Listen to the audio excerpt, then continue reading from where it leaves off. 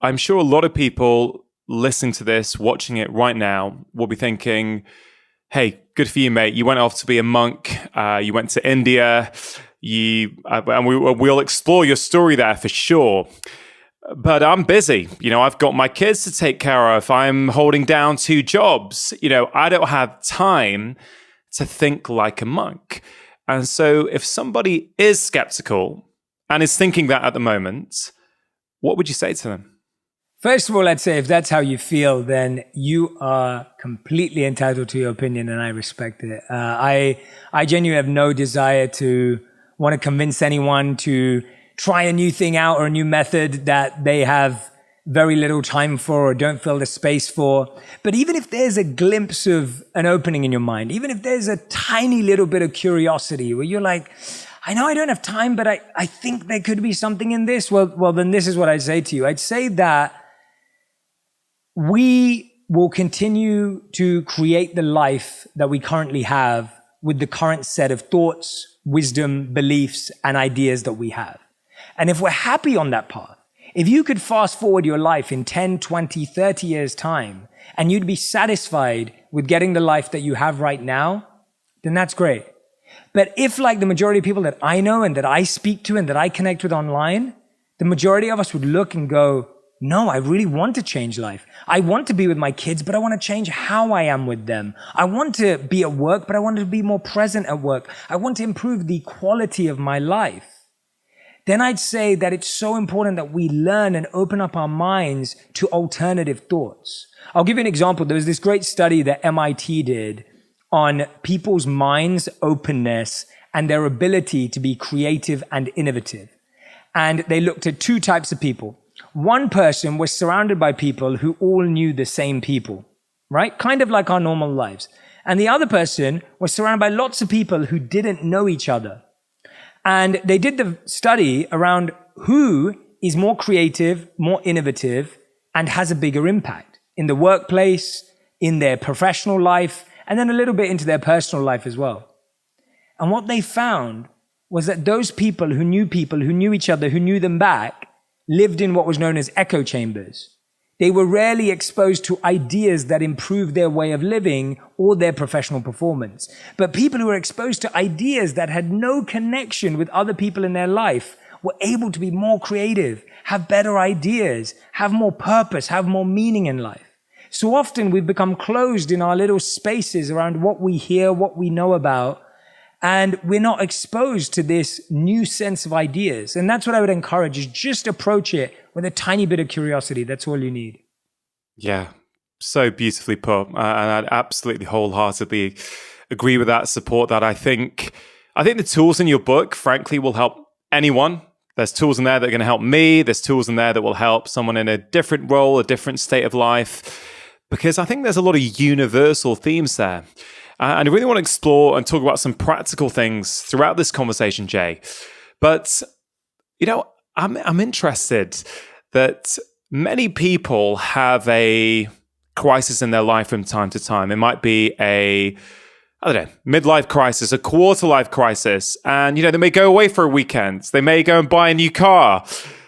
But you had a form of crisis and you went off to be a monk in India, right? So I'd love to understand what happened there. What led you to that? Because I think to a lot of people, I wouldn't say it's extreme, but it's going all in, right? And it's fantastic because I don't think until I met you, I don't think I've ever met a monk before. So, maybe you could expand on what happened there. Yeah, absolutely. And I was going to say something, Ranga, from your earlier question of, the real premise or the real foundation of this book is that you don't need to live like a monk to think like a monk. What I've done is I've taken the lessons and the principles and all the teachings that I had and made them really relevant and practical for modern life. So you don't have to go and do the journey that I did in order to learn some of these. Now, my journey was definitely from a place of curiosity, and it started off not with a sense of pain or stress or pressure in my personal life, because I was fairly young at the time. And of course, I'd been exposed to the different things you do growing up in a family and normal challenges growing up. But really what it was for me is I was surrounded by a lot of friends that were older than me. And my friends were sometimes 2 years older. Some of them were 5 years older. Some of them were getting married. Some of them had great jobs. Some of them were making good money. And it's really interesting that they were really honest with me. And they would open up and say to me, Jay, you know what? I've got this perfect partner. I've got this perfect job. I've got this perfect situation, but I'm still not happy. And I'd be sitting there as a young teenager going, how can you not be happy? I mean, you know, you've got a beautiful partner, you're making good money, you drive a nice car, you have a nice home. How is it that you're not satisfied? And it was so interesting to me to be exposed to a group of people that I thought had it all, but felt like they didn't have anything. And then when I was invited to hear a monk speak, and I was fascinated at the time by hearing CEOs, entrepreneurs, athletes. My two first books that I ever read were David Beckham's autobiography and Dwayne "The Rock" Johnson's autobiography when he was still in the WWF and the WWE. And I was fascinated by rags to riches stories and people who went from nothing to something. And then I was invited to hear a monk speak, and I genuinely had this complete dismissive demeanor about what monks could teach me. And my approach was, well, what am I going to learn from a monk? How to sit still? What has a monk even achieved? And so when I went to hear this monk speak, I went there with no expectations. But the amazing thing is that I found that someone who had nothing actually had everything. He had contentment. He had satisfaction. He exuded it. And when he spoke with such compassion and empathy. And I thought, I've never heard any of my friends speak like this. I've never experienced someone have this. And now when I reflect back, I realize very clearly that when I was 18, I'd met people who were rich. I'd met people who were beautiful and stunning and attractive. I'd met people who were famous and successful. I'd met people who were really smart and intellectual. But I don't think I'd ever met anyone who was truly happy. And even if you reflect in your own life, anyone who's listening or watching right now, just think about it for a moment. Who in your life would you genuinely say you believe is content and happy and joyful? I'm guessing you probably count them on your hand. And for me, that monk was the first person that I met that really exuded that, and I wanted to learn more. So for me, it wasn't about being in a major life crisis. It wasn't about things not working out. It was from the perspective of learning through the challenges of my friends who were thankfully so honest with me that helped me question what I thought life was all about. Yeah, thank you for sharing that, Jay, because, you know, as you sort of describe that, I think many of us, I know I have throughout my life, looked at various parameters of success. You know, when you're a kid growing up, you know, what you're surrounded by influences so much of what you think is possible in the world. And I said this before, and as a sort of fellow Indian, sort of the child of an Indian immigrant family in the UK, you know, the certain pressures and the certain expectations that often come with that. And, you know, if I'm honest, I've often reflected back on this, and I say to people, you know, because being a doctor is deemed, you know, by society as a successful career choice. But I say to people, you know what? Yeah, they say, well, you're so lucky, you're so this, and I am lucky.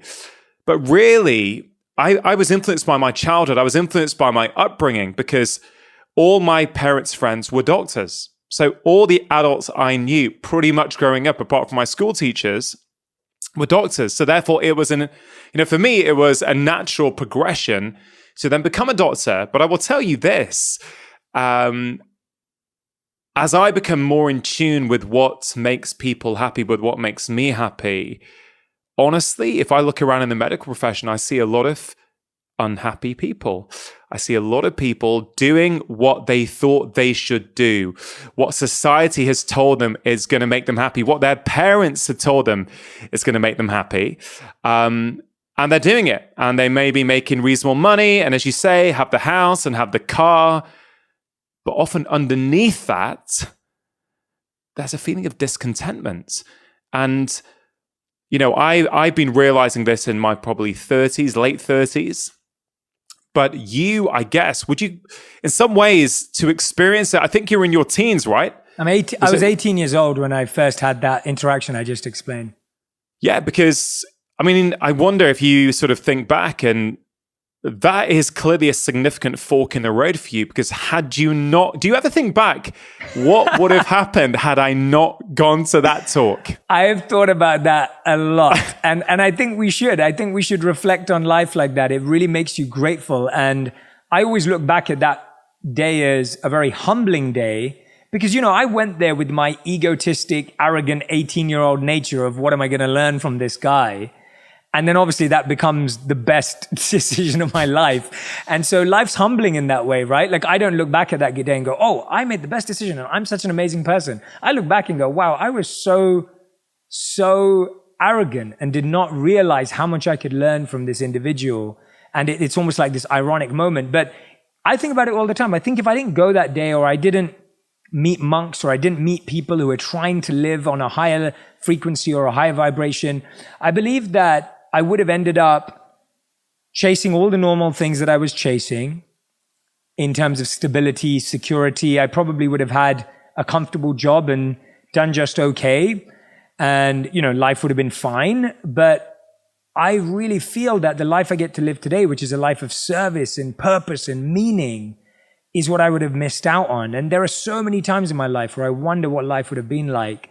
And I'm just grateful that I met the right people at the right time. And this is really what this book is about, that the reason why I called it Think Like a Monk, and the reason why I've gone into the depth around the wisdom and the practices that I have, is we don't realize how much we're not experiencing in life. Like you said, we all grow up in this bubble. Like if you grew up in where I grew up, North London, it's a very specific bubble. And then if you grew up in England, it's a very specific bubble. And then if you grow up in the United States, in New York or LA, it's a bubble.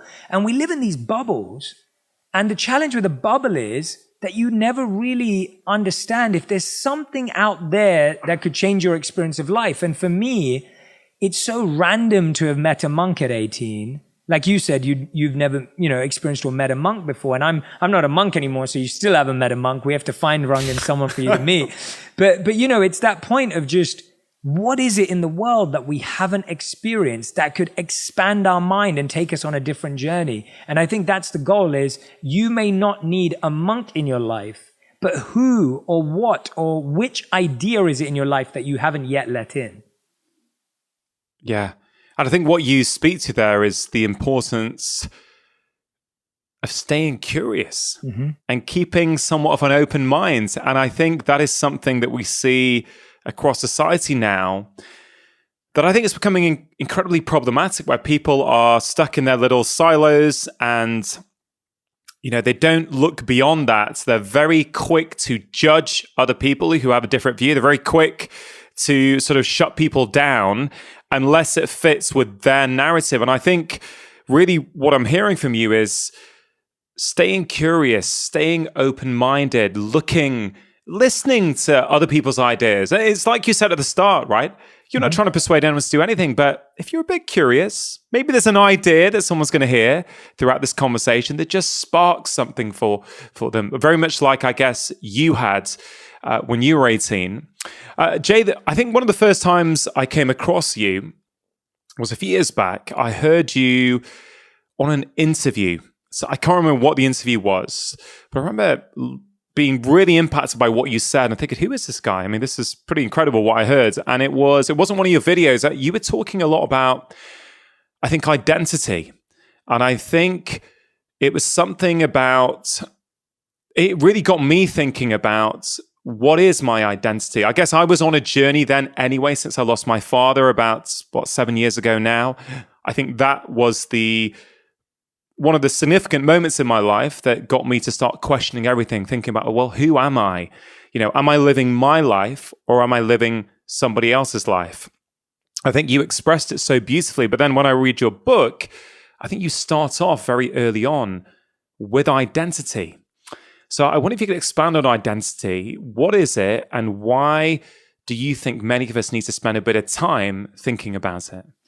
Yeah, so I think I know exactly which interview you're talking about and what I say in it. The monks start with identity and at the root of the issue, because a lot of what we experience in the world today, as you know, and I know how holistic you are in the way you advise your patients. When you were speaking on my podcast, I was so impressed by you and how you're able to tie in so many psychological and natural practices and relational exercises that can improve people's health and well-being overall. I remember you talking about encouraging your clients to see more friends as a way of changing the way they feel. And I was thinking, wow, this person's got so many great ideas. And the reason is because, Rangan, you also have that monk mindset of you go to the root of the issue. It's really easy to just say, oh, well, just take 2 of these a day, or try this, or, you know, maybe you need to do this. But when you think about it from the root perspective, where do our challenges arise?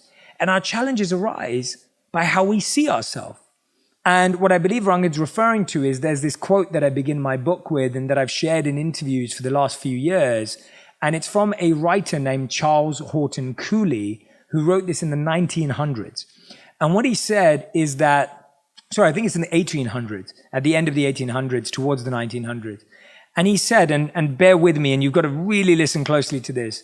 So what he said that the challenge today is, I'm not what I think I am. I'm not what you think I am. I am what I think you think I am. Now, just let that blow your mind for a moment. I will explain it, I promise. I'm not what I think I am. I'm not what you think I am.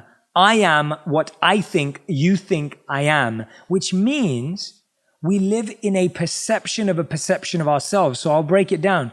If I think Rangan thinks I'm smart, I'll say I feel smart. But if I think Rangan thinks I'm not smart, then I'll say I'm not smart.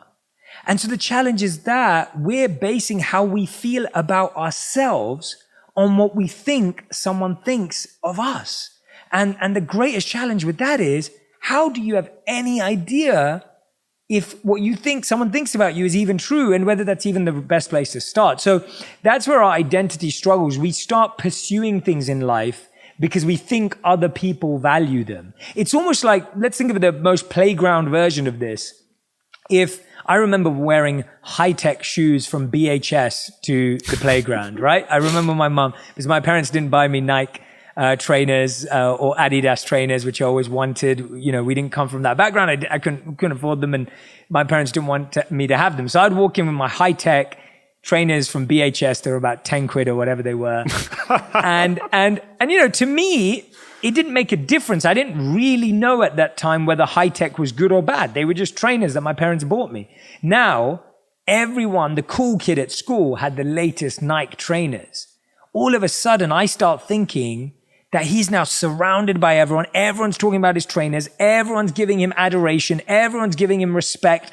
Everyone's talking about his trainers. So now I think that if I want to have that same experience and love from people, that I need to get that. Not realizing that I may be able to get deeper love from people by being kind and compassionate. That I may actually be able to build a real relationship with people if I'm loving and considerate and empathetic.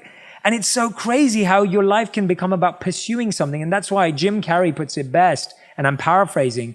He says, you know, everyone in the world should achieve everything they've ever wanted and accomplish everything they've ever pursued, just to realize that it's not the point. Now, that doesn't mean the monk mindset is not about not pursuing your goals. It's actually about pursuing your truest goals, your truest self, and your most authentic, aligned goals. So it's not about not having goals. It's about making sure that your goals are actually yours. Yeah. And, you know, I get shivers when you say that Cooley quote. Oh, me too, man. And I think I've had a flashback. I think, I can't say for sure where I was when I heard that interview, but I think I was on a train from Manchester to London, or London back to Manchester.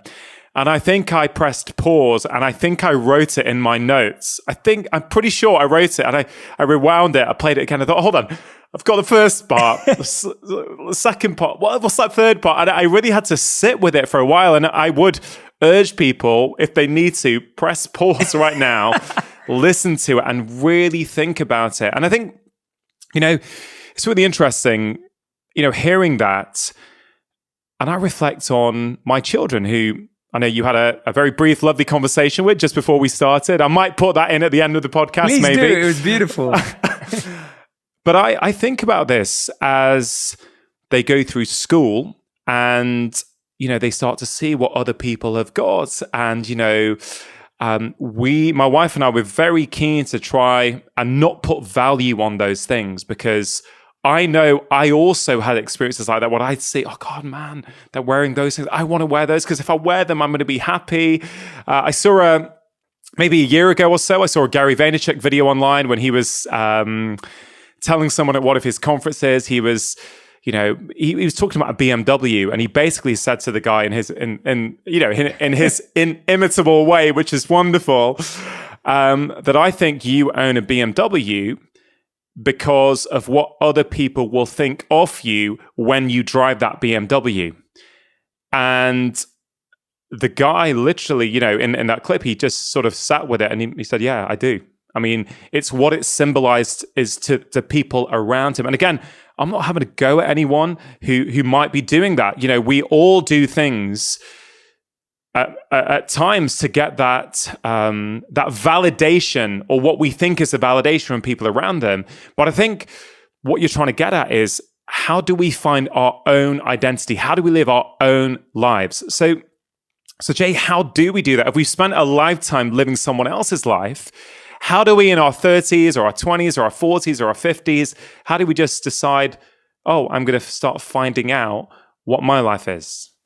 Yes, absolutely. And I love the tone you're sharing this in, Rangan, because my tone's the same. Like, I'm not coming at this from a point of view of, we're wasting our lives or I've got it figured out. Like, I don't want to make this about you not getting your goals or not having pursuits or not wanting to become something, because I want to do all those things too, but it's about why you're doing it. And it's also about making sure they're truly motivated by your inner desire, right? Like, that's the point. It's like, if you want to drive a BMW because that's the car you love. Don't drive it because you think. If you want to be a doctor, become a doctor because you think that's how you're going to serve humanity, not because you think people will be impressed. If you want to go to Harvard or Princeton or Oxford or Cambridge, go there because you really want to study how to solve the world's problems, not because you think it looks good on your resume, right? That's the point that we're going after. So thank you, Rangan, for recentering that tonal piece. And I appreciate it. So where do we start? One of my favorite ways to start is looking at what we value. And values are a very intangible word. And so there's a very easy way to figure out what you value. There's two things you have to look at. You look at how you spend your money, the most painful thing you can possibly do. Go through your bank statement and look at where your money is being spent. That is what you value. The other thing that we spend, just like we spend money, is how we spend our time. Those are the two most perfect ways to see what you currently value. Your value isn't what's in your head, isn't what's in your heart, it isn't what's in your mind. It's how you spend your money and how you spend your time. And so, just to give you an overview, and I share this in the book, that research was done on how we spend our time. And the research showed that we spend 33 years in bed, right? 33 years of our life in bed. And 7 years of that is spent trying to sleep, not even sleeping, right? We spend 1 year and 4 months exercising across our whole lives. These are, by the way. We spend more than 3 years on vacation. And we spend a bunch of days trying to get ready, and we spend a bunch of time, standing in lines and queues. And so much of our time just gets spent. So the question we have to ask ourselves is, where am I currently spending my time? And where do I want to spend it? Now, studies also show that everyone has to go to work. So this isn't about what you do for work. People who had more meaningful, purposeful lives and were healthier, wealthier, and wise invested their time in education over entertainment.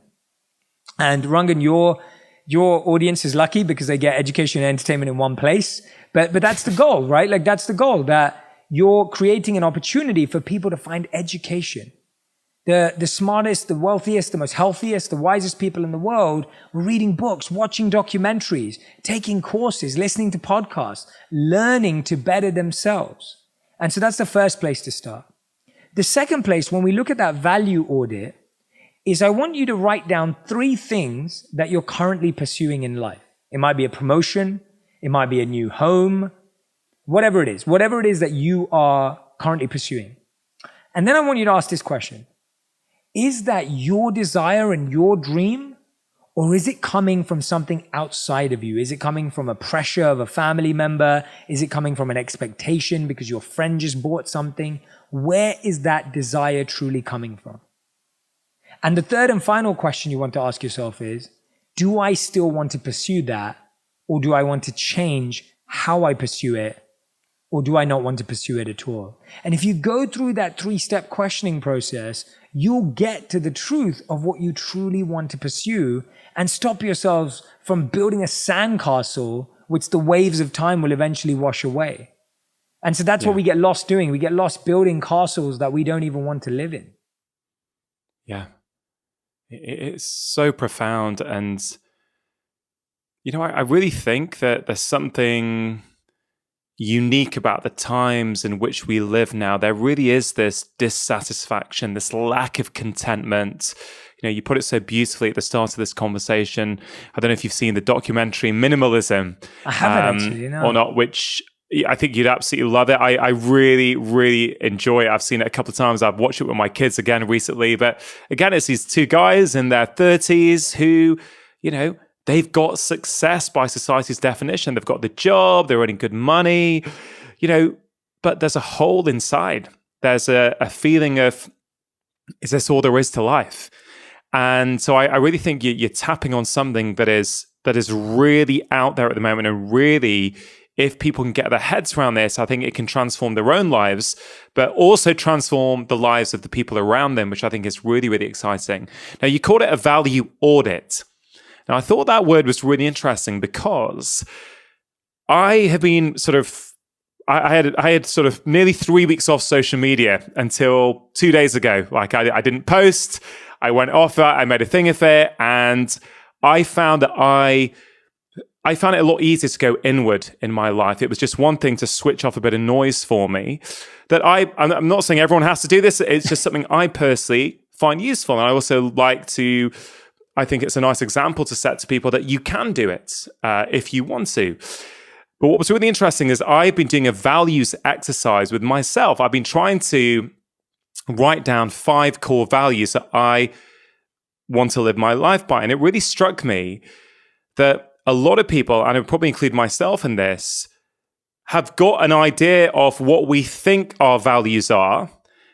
But unless we actually go and audit the process of what are we spending our time and money doing, we have no idea if we really are living those values. So I really like the term audit because it's not your perception of how you think you're actually spending your money or spending your time. It's the reality of it. And I think it's something that I haven't done it. And I think I'm going to do it. I think I'm going to actually see, is it aligned with what you say you stand for? Are you actually spending time like that? So is this a common thing, do you think, for people that they have there is a gap between their desired values and their actual values? I genuinely believe, first of all, Rangan, thank you for sharing that too. And I genuinely believe that people are well-intentioned and want to do good in the world. I believe that. I believe that people have a good heart. They're smarter than we think they are. They want to do good in the world and they want to put out good energy. But you're exactly right that intention needs to be converted and transferred into real behavior. And this is where you'll find, you'll hear a friend or someone say, I really value loyalty and I really don't like gossip. And then you find out that person was gossiping about you. And how does that feel? It completely feels like someone's broken your trust. And so often the way we see ourselves or want to see ourselves is amplified compared to how we actually behave. So we'll spot something, and there's a beautiful story that I share in the book, and there's lots of these across the book. But there's these old ancient Indian and Zen stories. And there's this story of the evil king that goes to meet a good king. So the evil king goes to the castle, the quarters of the good king. And the good king, being a good king, invites the evil king inside for some dinner. They sit down. The servers bring out the plates. The plates are placed in front of the evil king and the good king. And they're just about to eat. And just about as they're about to eat, the evil king switches the plates. And the good king goes, what's going on? Like, is that some ceremony in your time? Like, look, why are we doing this? And the evil king goes, well, I don't know. You might have poisoned my food. You might be trying to kill me. You might have poisoned it. And the good king just bursts out laughing. He's just like, really? Like, come on. This, like, I've invited you over for dinner. Like, this is my team. Like, you know, whatever it is. Like, let's start eating right now. And just about as he's about to eat, the evil king swaps it back again. And the good king goes, well, now what then? And he goes, well, I don't know. You might be double bluffing me. And that night, the evil king doesn't eat.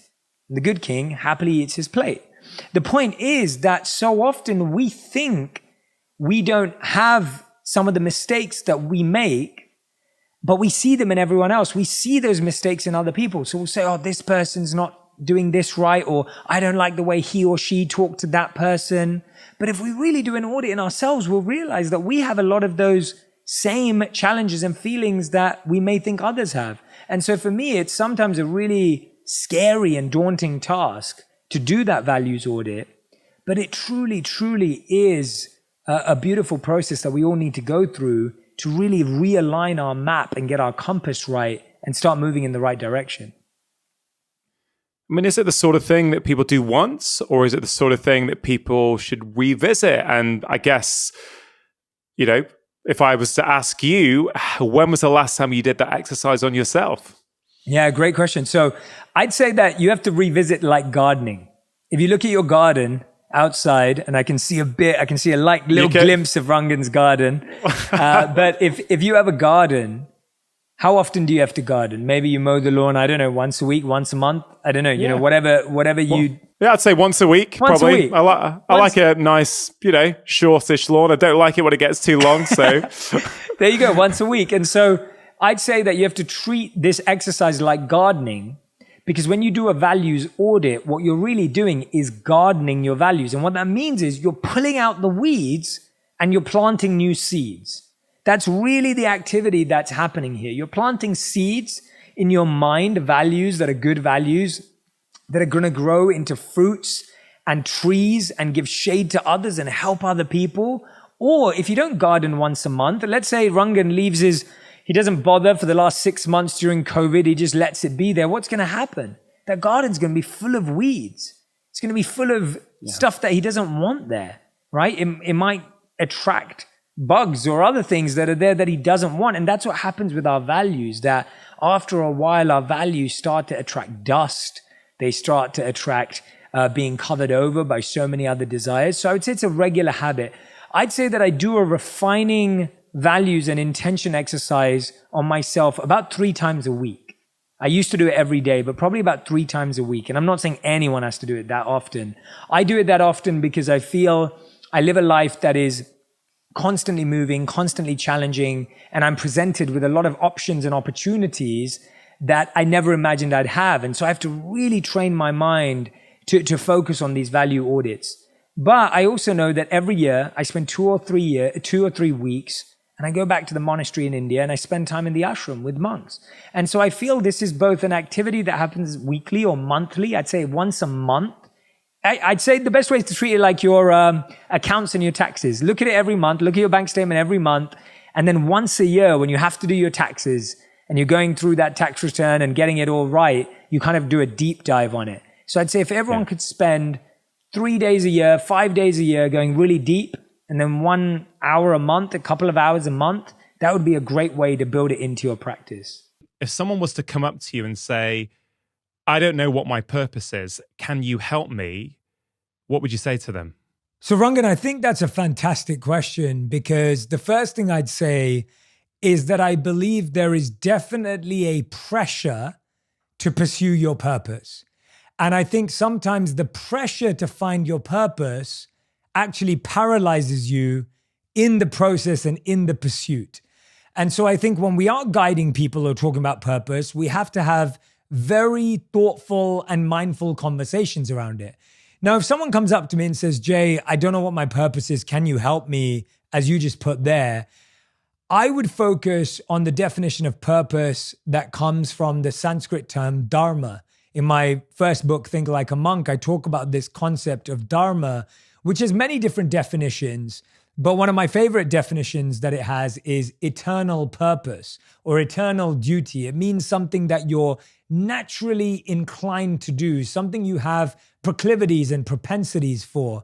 And I think both you and I love the Japanese ikigai, the reason for being, why we live. And Dharma and ikigai have a lot in common. And so I always tell people, look, purpose is this big, scary word that needs to be simplified. And so my first simplification is, let's see if we can discover 4 things. The first is what you're passionate about, what you're really interested in. And if you're like, Jay, I don't know what I'm passionate about, I don't know what I'm interested in, we go to the root and we say, well, what are you curious about? What is it that you think intrigues you, even if you're not passionate about it yet, if that's a strong word? The second thing I'd say is, what are you naturally good at? What do you already have expertise or skills in that you aren't even aware of or you're not even conscious of? So many of us have so many talents, so many hidden gifts, but we keep placing them on the back burner. The third thing I'd ask is there a pain in the world that you want to solve? Is there a problem in the world that you feel really calls to you? Some people don't find their purpose through their passion. They find it through their pain. They find it through a stress they want to alleviate in the world, a challenge they want to remove from the world. And then the fourth and final one is, as Ikigai says, is can I get paid for it? And that's a fourth and final consideration, because I don't think purpose has to be something you have to get paid for. It can be something we dedicate our weekends, our evenings, our vacations to as well. And so the way I define it is that your passion makes you happy. And when you use your passion in the service of others, that's a purpose because it makes them happy. So how can you use your gifts and your talents and the things you love to improve the lives of others? That's what purpose really is. And now we're not looking at it as this big word. We're actually looking at it as this broken up equation of what am I passionate about? What am I excelling at? What problem do I want to solve? And then if I can, how can I get paid for it?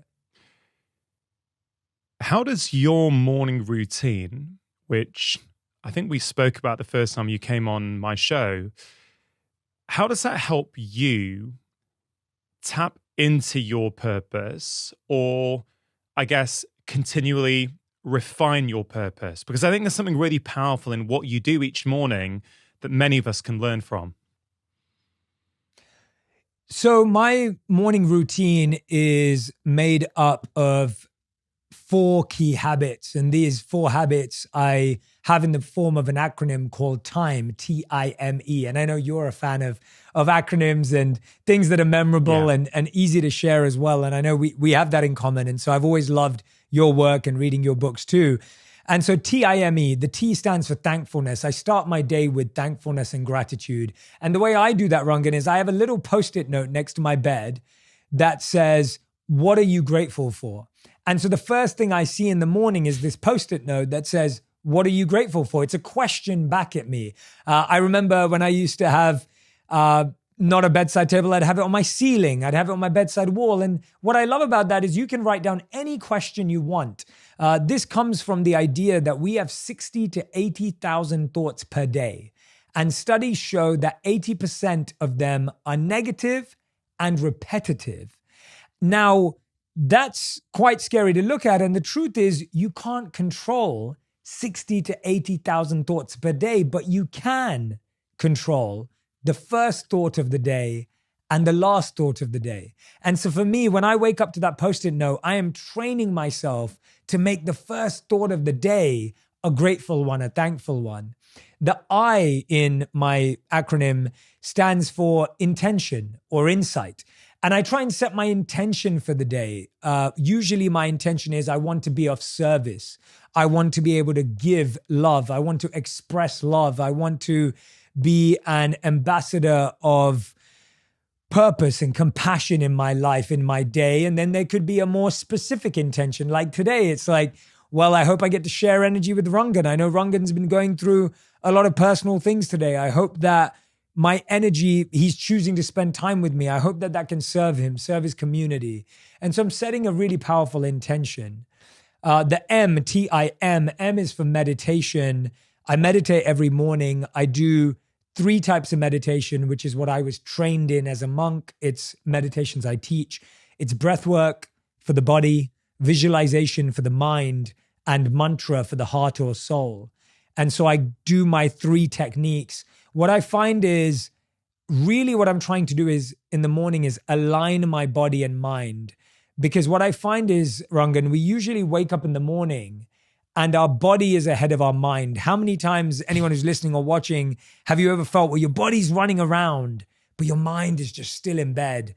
Or you experience the opposite. You wake up and your mind is racing, trying to do everything, but your body is feeling exhausted. And so for me, breath work brings my body and mind together. Visualization allows me to visualize the day. What am I going to do? How am I going to show up? Who are the people that I'm going to meet? What kind of energy are we going to exchange?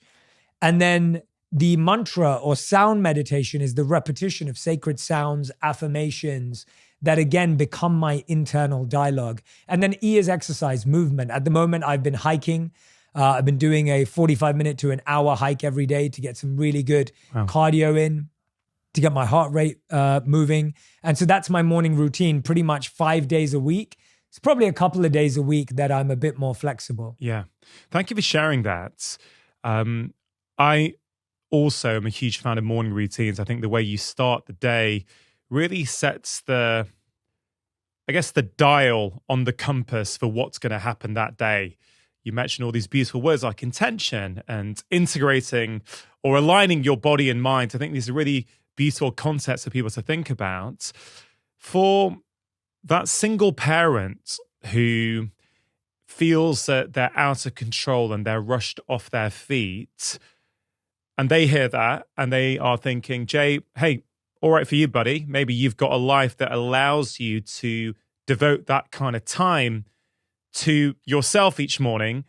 I don't have that time. What do you say to them? The first thing I'd say is I think that's a really fair point. I am very grateful for having the time I spent as a monk and the training I received early on in my life that has made me make certain choices. And at the same time, I'm not a parent yet. So just to point that out to everyone that, you know, I don't think I'm going to be able to keep up with this exact morning routine when I have kids, and I don't assume that I'll be able to keep it throughout at all. And my wife and I often talk about that when the topic of kids comes up. I think the first thing I'd say is you may not be able to do all of those, and you may not even be able to do any of those, but I'd ask yourself one question. What's the one thing I can do today that is for me? As a parent, you're probably doing a million things a day that are for your kids, maybe for your partner. If you're a single parent, then maybe you're taking care of a family member. Maybe you've got busy work schedules. What's the one thing you can do today that's truly for yourself? It could be as simple as, I'm going to sit and have my cup of coffee. I'm going to sit and have my cup of tea. I'm going to make sure that I listen to an episode of Rangan's podcast. Like, what is that one thing I can do today that is truly for myself? Because what we're really talking about here, Rangan, is the point of a morning routine isn't to have a perfect morning routine or to have a perfect setup. The reason for having a morning routine is to create some certainty in an otherwise uncertain day. Yeah. That is the reason for a morning routine. It's saying, I know that something is going to be foundational in a day that is going to be full of chaos. I'm going to bring some sense of control into a day that will not have control. Yeah. And that could be as simple as one thing you do that sets you into a positive, healthy rhythm of the direction you want your day to go in. And so it can be as simple as I'm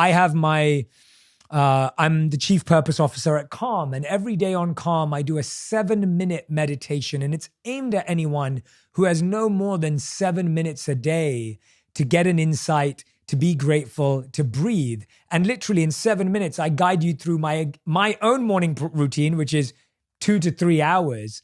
I teach within 7 minutes. And so I think there are lots of simple tools and techniques today that can give you the same benefit without the same amount of time. Yeah.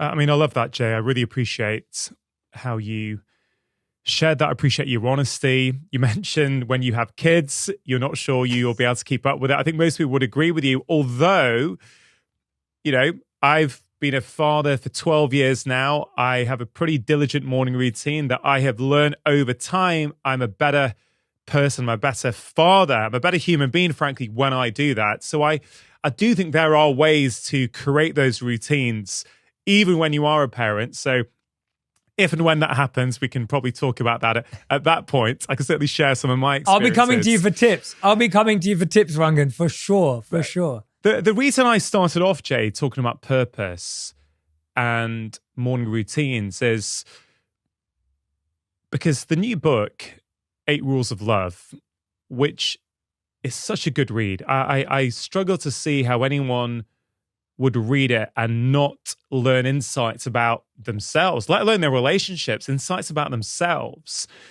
And we won't have time to go into all the rules, but rule 1, I thought was really, really powerful. Let yourself be alone.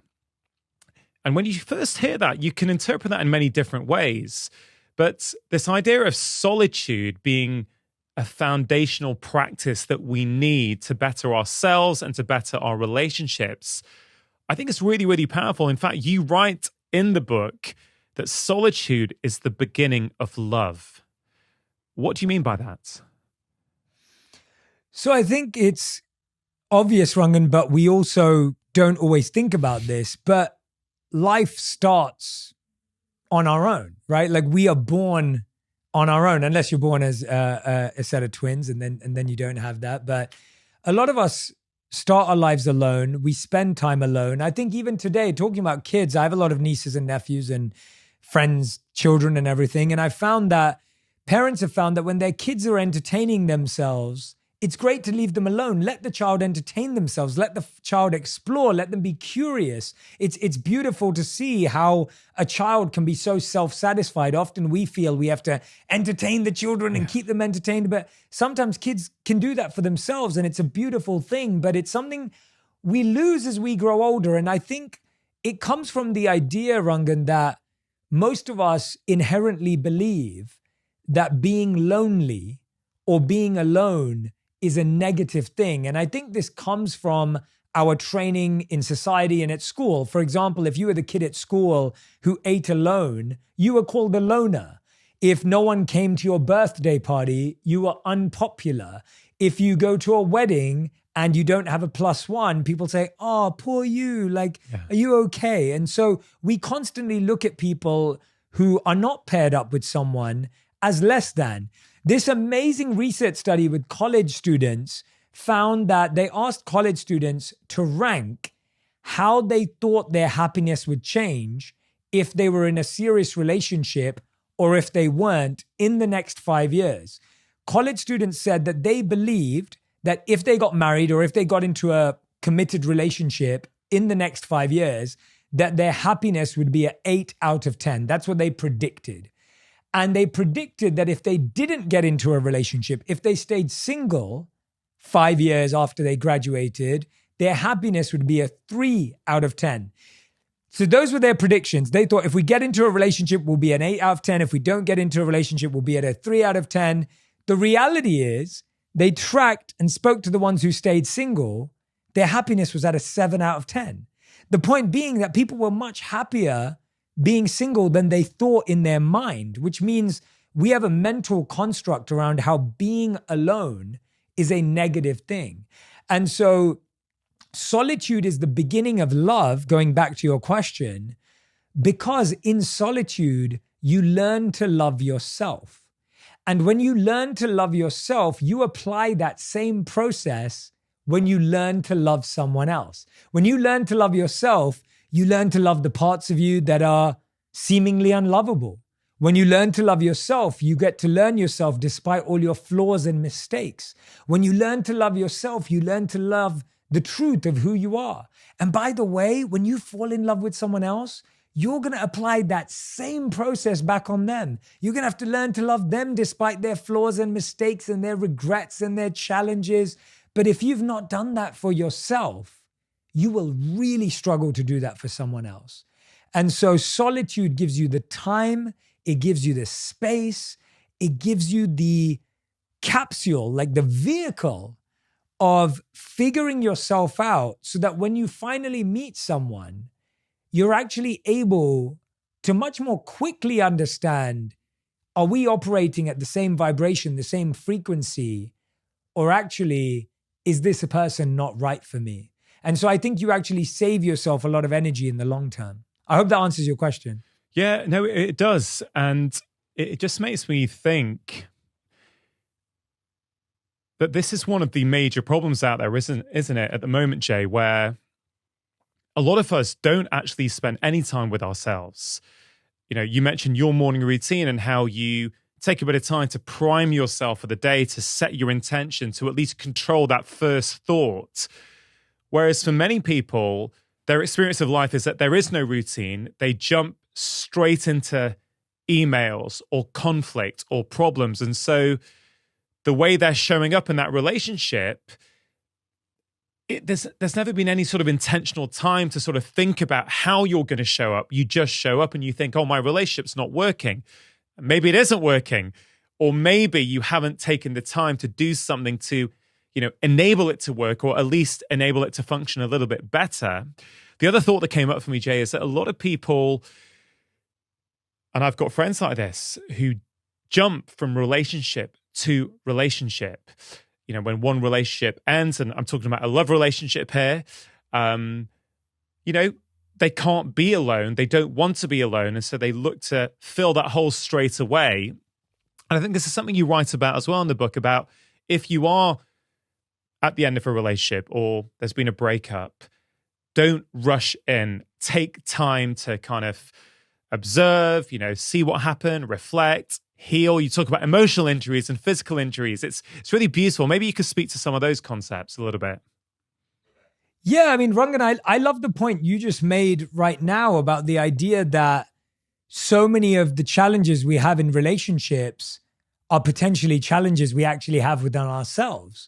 I think if everyone who's listening or watching could just reflect for a second, and it might just be in reflecting on the last 24 hours, when you say something to your partner that you later regret, how many of you, in all honesty, and I'll raise my hand too, how many of you said something because of your own insecurity or your own trigger?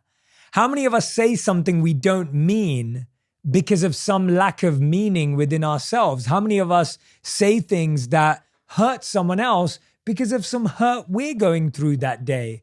How many of us reflect our stress onto our partner? Now, you're not, and this is where we go wrong, Rangan. I'm going to give a personal example of how I went through this. I live a high performance, productive, efficient, purposeful life. I have for quite a few years now. What that means is I am constantly dealing with also high levels of stress and monitoring and managing them in high doses. What that also means is that if uncontrolled or if not communicated effectively, there are times when I can be snappier and more irritated at my wife because she's the person that I'm around all the time. And what I started to realize, Rangan, was I was becoming someone I didn't want to be, because when it came to the person I love most in this world, who's my wife, I was being irritable, I was being snappy, I was releasing my stress, not in a angry, loud, shouty way. That's not who I am. But even if it was passive aggressive, it could be silent or subtle, but it was still not healthy. And I started to look at that and I think, wait a minute, if I'm trying to be a good person, if I believe I'm a good person, why am I acting in ways that are not aligned with myself? And I think everyone can relate to that. When you've had the stress of your day, or your boss is giving you a hard time, or the kids haven't been well behaved today, or whatever it may be, and now you and your partner are the ones sharing all that stress. And I started to realize a couple of things. The first thing was managing stress was as important as managing my relationship. And that's the point you've just raised. You think the challenges in your relationship, chances are the challenges in how you manage stress. Yeah. When I've meditated effectively, when I've rested and slept my 8 hours, 7 to 9 hours a day, when I've set my intention, I am less likely to be bothered by the levels of stress. And the second point that I understood was that I'm not going to be able to perfectly manage stress all the time because I'm not perfect, I'm human. But I can communicate that to my wife ahead of time. So I'll give an example. I'm traveling for the next couple of weeks, or I'm getting ready to travel. And I'm not with my wife right now. She's in London because she has some family, someone's not well in her family. And if we were together, what I'd be saying to my wife is, hey, I just want you to know the next couple of weeks are going to be stressful for me. So if you find me kind of frantically running around or hectic, just know that I'm going to be experiencing a bit of stress. If you want my undivided attention, just let me know and I'll be there for you. But I just want to preempt the fact that I'm going to be slightly more stressed out next week. So if I'm not as present, if I'm not the same as I usually am, just don't take it personally. It's not about you, it's me. And I think saying that and communicating that ahead of the time just saves the other person from having so many other feelings about what's going on. And then you can actually deal with it better. Yeah. One of the things I wanted to talk to you about in this conversation was communication, because, you know, weaved throughout your entire book, for me at least, is this idea that you have to be able to communicate effectively. As you just mentioned, none of us are perfect, right? No matter how well we're doing in our work or whatever we're doing, and, you know, home life or professional life, you know, we all get stressed from time to time. And here's the irony, which you've just sort of highlighted. Often we take out those stresses on the people closest to us, which, if you look from the outside, is rather bizarre, isn't it? Why would we take out our stress on the people we love the most? And my current view on this is because I think in some ways they're our safe space. We feel, you know, I don't have to perform at the moment. I'm in my safe space where I can just say it like it is. But in some ways it's disrespectful because we're doing it to that person we love the most. So I really appreciate you sharing that. And the other point there, Jay, for me was, you know, it's so beautiful that you've got to that point now where you can say that to your wife in advance. Because if you don't say that, as you just highlighted, you get into these situations where, because it's not being expressed, or you don't care about me, you know, this is going on. And, you know, these little niggles become bigger and bigger and bigger, like a snowball. So how do we learn? Because I'm sure as you've expressed that example, people will be going, yeah, I've done that before. I've done that before. Oh yeah, I can remember that time when my partner did that to me. And I think this speaks to solitude again. How do we learn how to regulate our emotions and when to say these things in advance of things blowing up?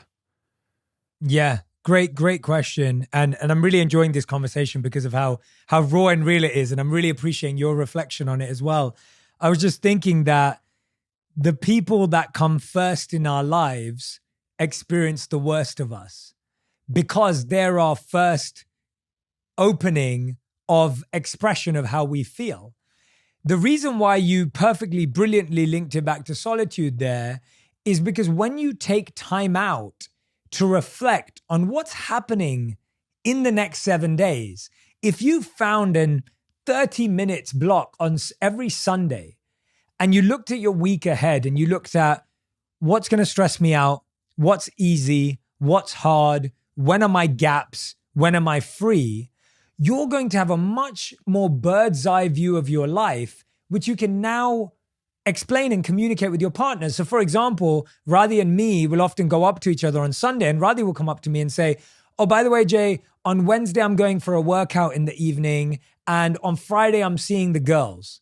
And I'll be like, okay, great. Wednesday, I'm going to take out time for solitude, and Friday, I'm going to see the guys. Now we've had that communication. We don't get to Wednesday, and all of a sudden she goes, oh, you were expecting to have dinner with me. Oh, sorry, babe. I've already set up a gym. I'm going to the gym tonight. Or we get to Friday and I'm like, oh, I planned a date night for us. And she's like, oh, sorry, the girls told me they were going out. And now you're dealing with conflict in the moment. So solitude gives you the space to actually reflect a week in advance and say, what do I need to communicate with my partner? What do I need to communicate with my teammate? What do I need to communicate with my husband, my wife, whoever they are, to say, this is kind of what it looks like. This is what I'm thinking about. Shall we plan a date night? Often I'll say to Radhi, you know what, Radhi, for the next 4 nights, I've just got work things every night, but Saturday and Sunday, should we go away for the weekend? Should we go and, should we do this for the weekend? I've thought about that.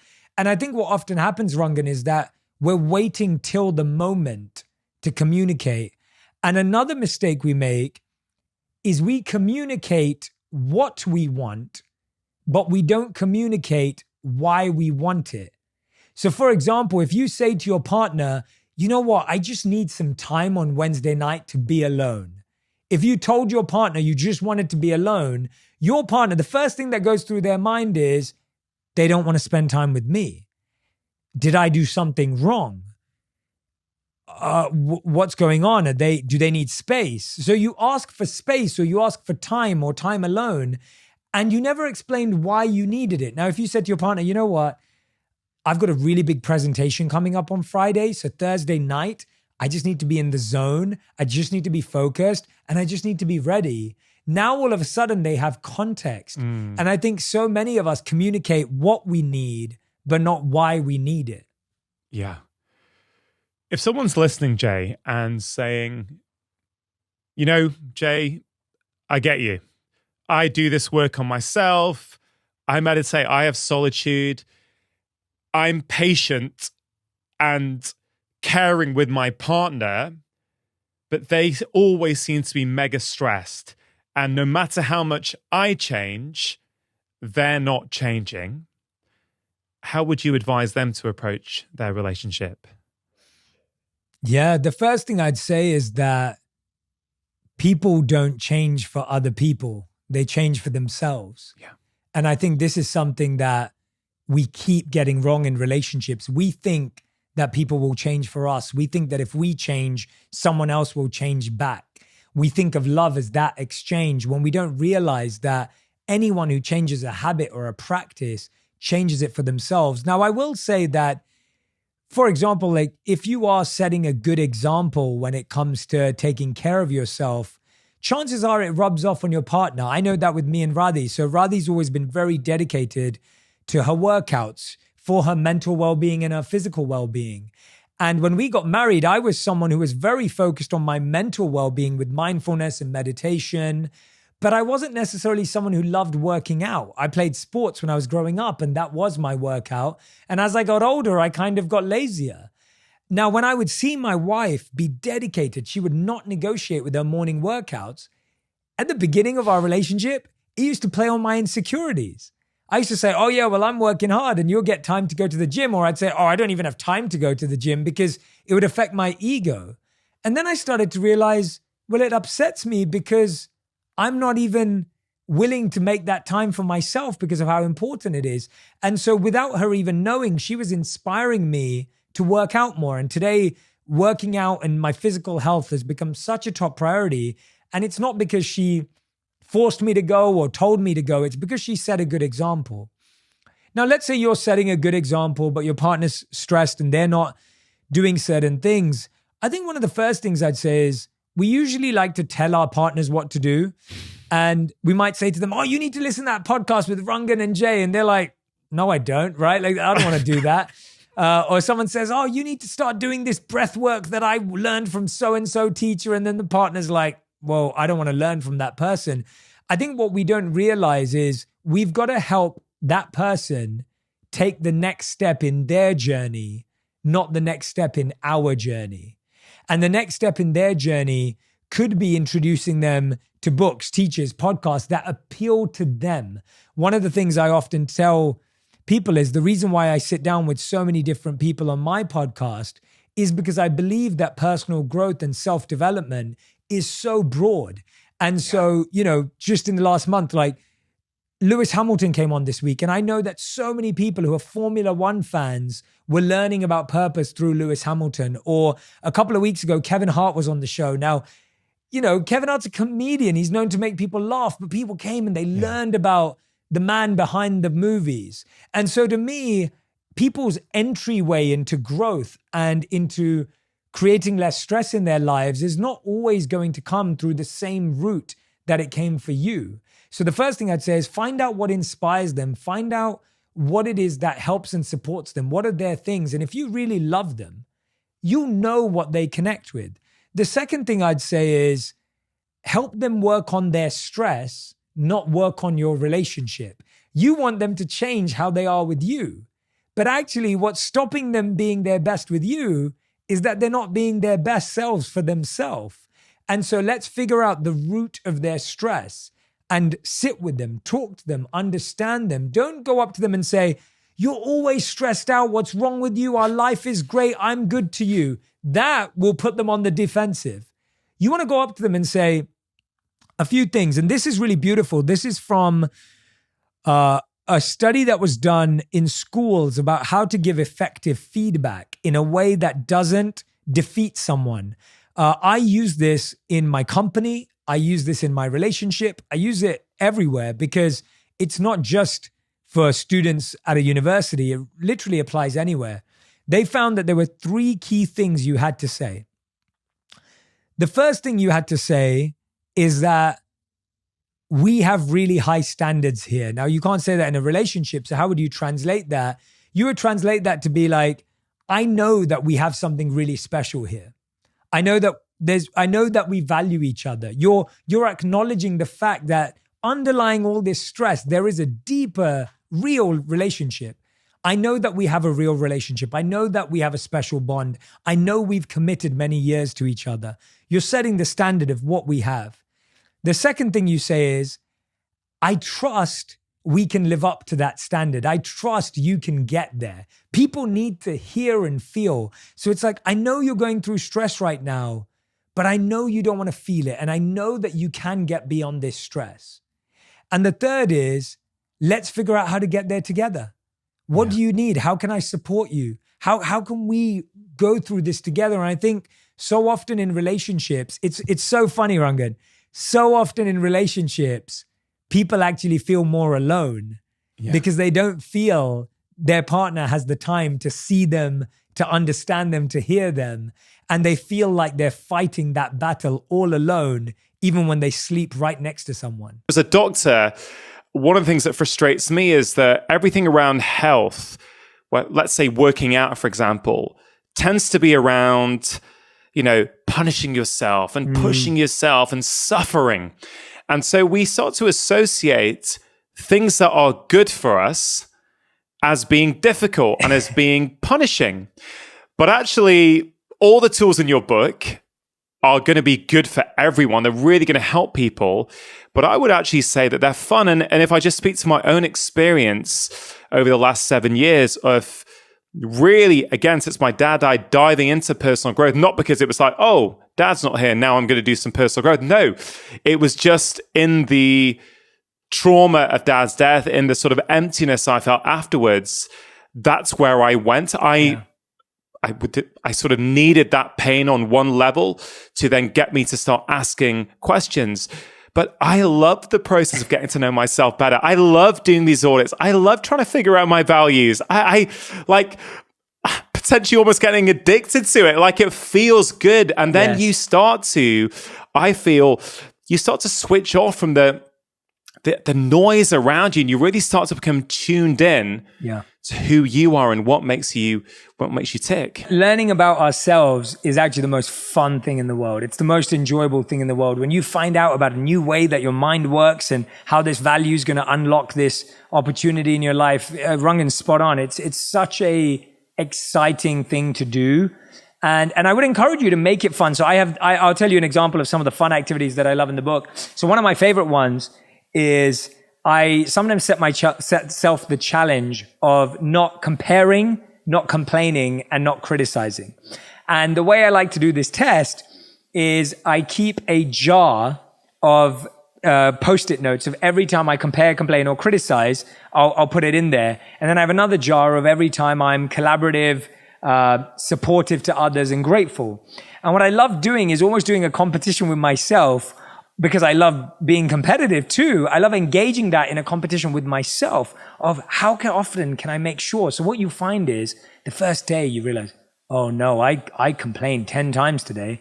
The second day you're like, oh, I only did 7 times today. And the third day you're like, I only did 4. And the fourth day you're like, oh, only once. And then on the weekend you binge complain again and it all goes up again. But the point is that you make it fun and enjoyable, because what you understand is that you are not your criticism. You are not these negative thoughts. You are not these negative beliefs. They've just become conditioned and habits, just as your garden is not weeds.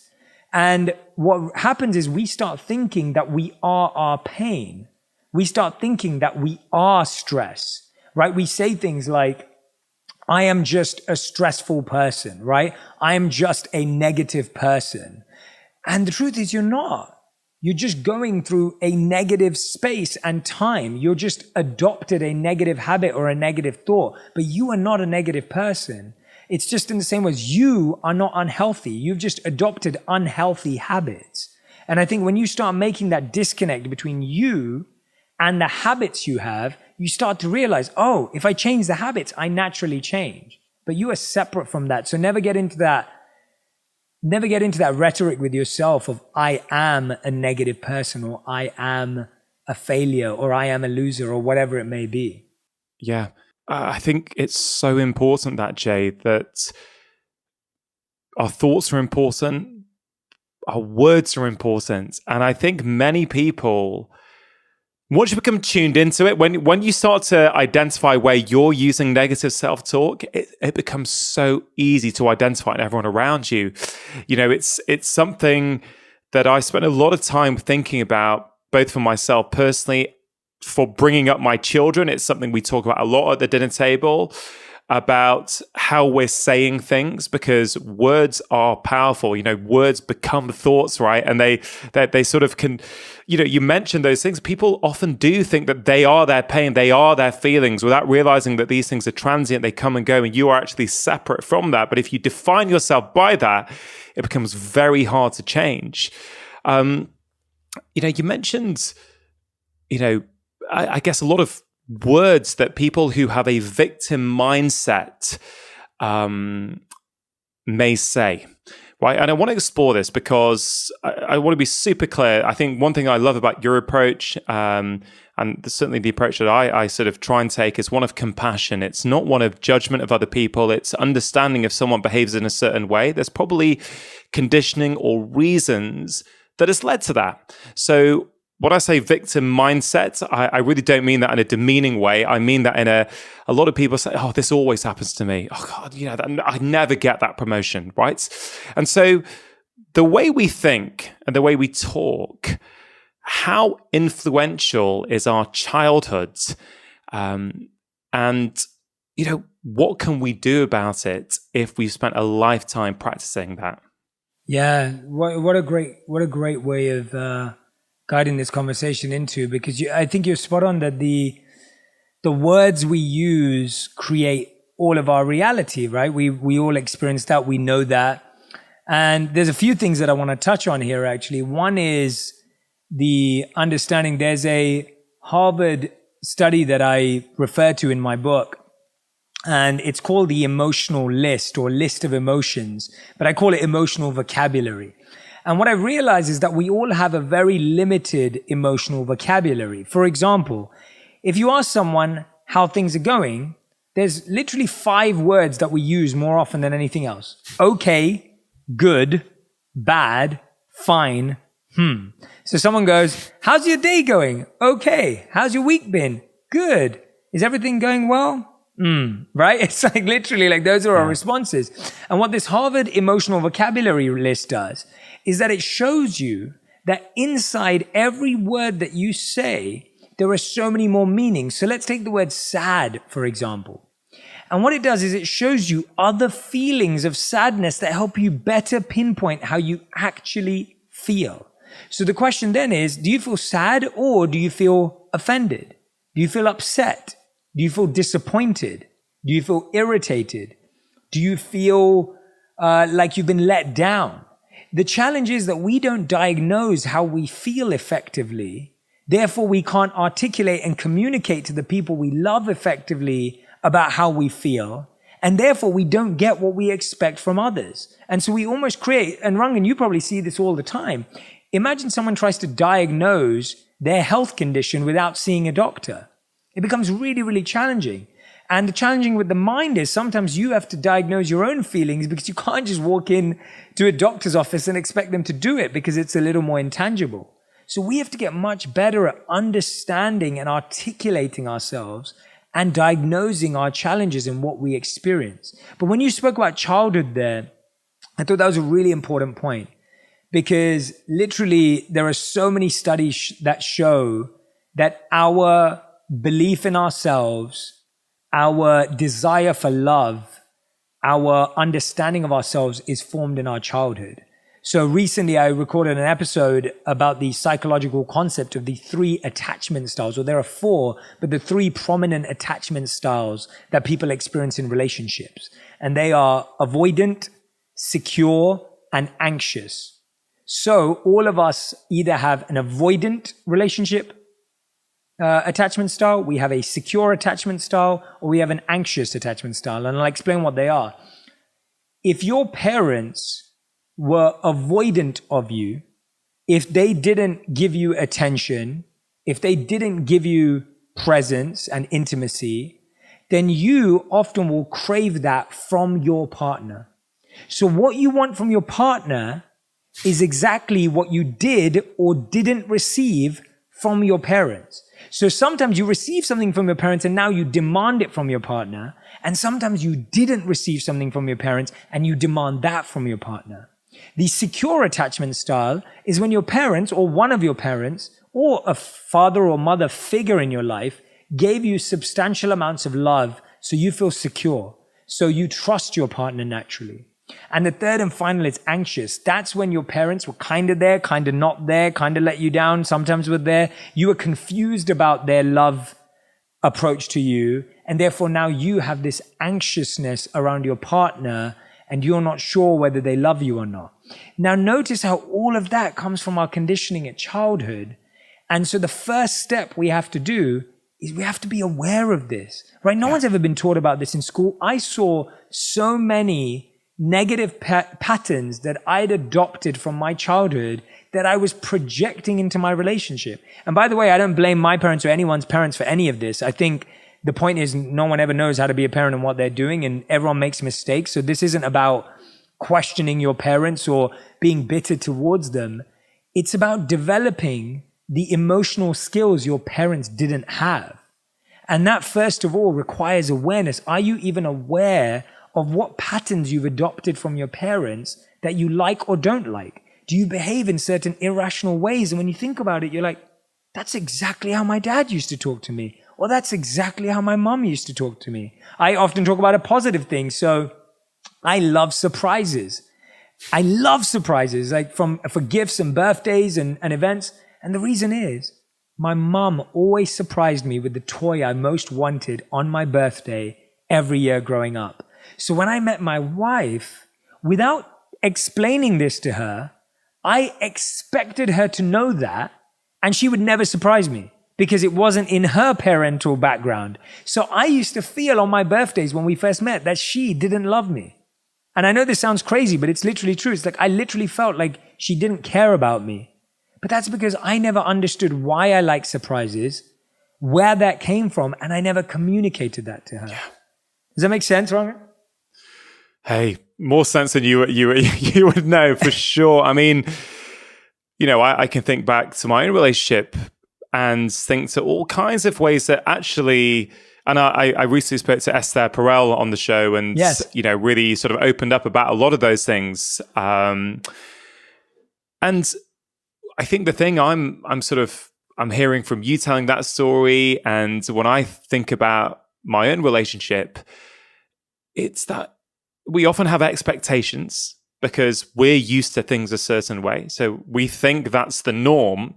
But of course, someone else has got their own idea of what is normal. And, you know, we've explored this ourselves. And I think as your communication gets better, as you learn, as you said, to have a vocabulary around these things, as you learn to be able to articulate them, suddenly there's understanding on both sides. And a lot of that friction no longer arises because you can communicate. And I guess now your wife will go, oh, Jay likes gifts, even though that's not my thing, for example. It's kind of like, oh, maybe I'll get him a gift because that's how he experiences love. My wife organized 2 surprise parties for me in the last 2 years.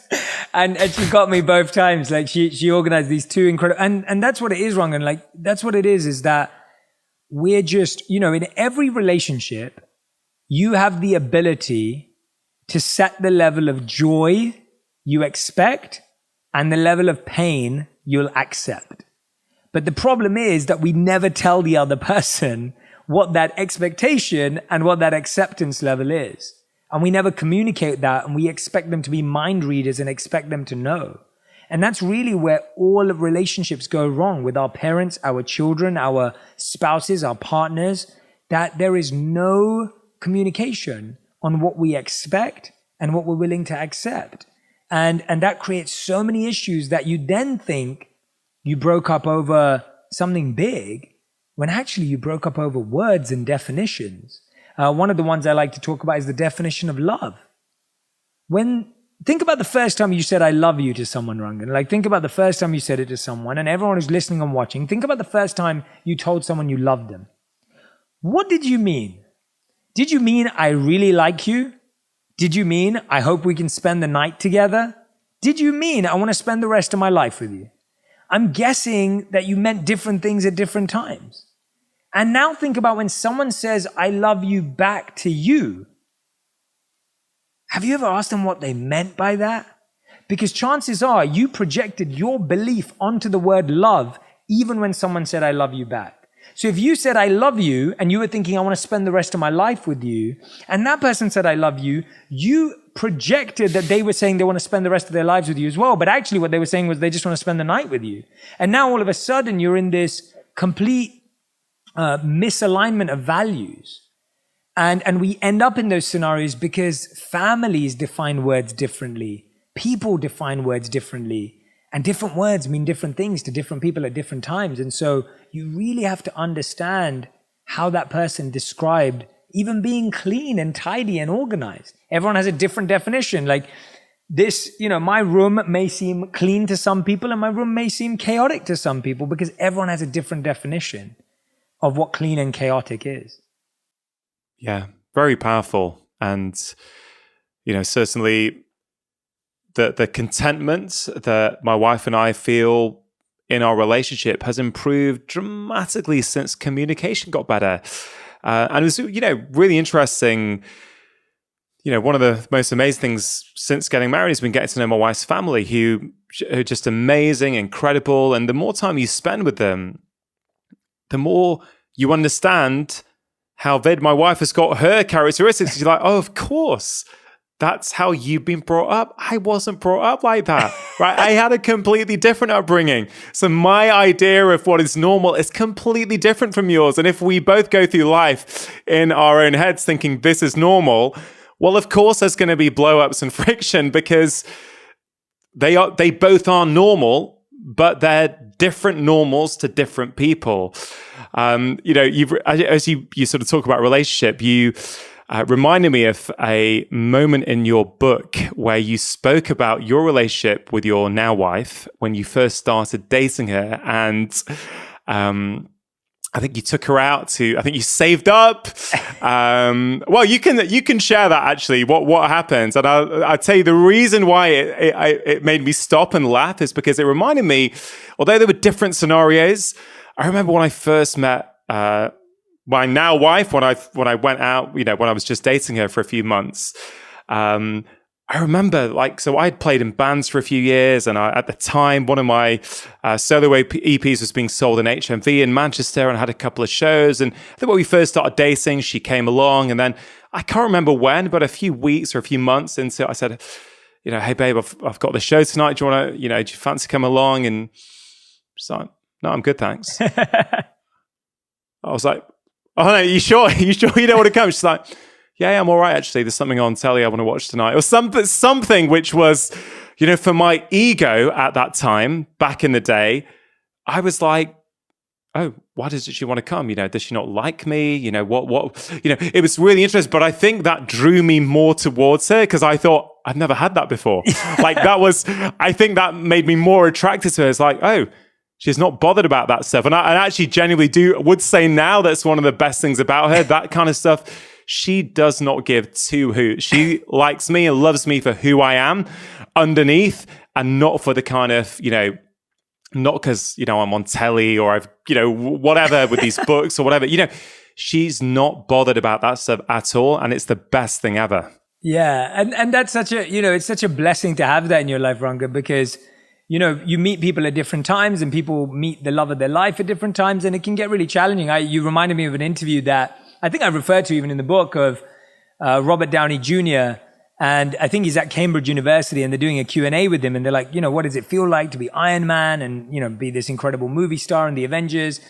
And he's like, yeah, when I come home and I open the door back from work, it's not like my kids in my family are like, oh my God, it's Iron Man. He's just like, my wife's like, can you take the trash out and, do my, and it's almost like that reality check. And yeah, for my wife, in similar what you were saying, for us, it was this understanding that I had believed that the romance that I saw in the movies was what romance and love was about. Because again, how many of us our beliefs are set by movies, media, and music?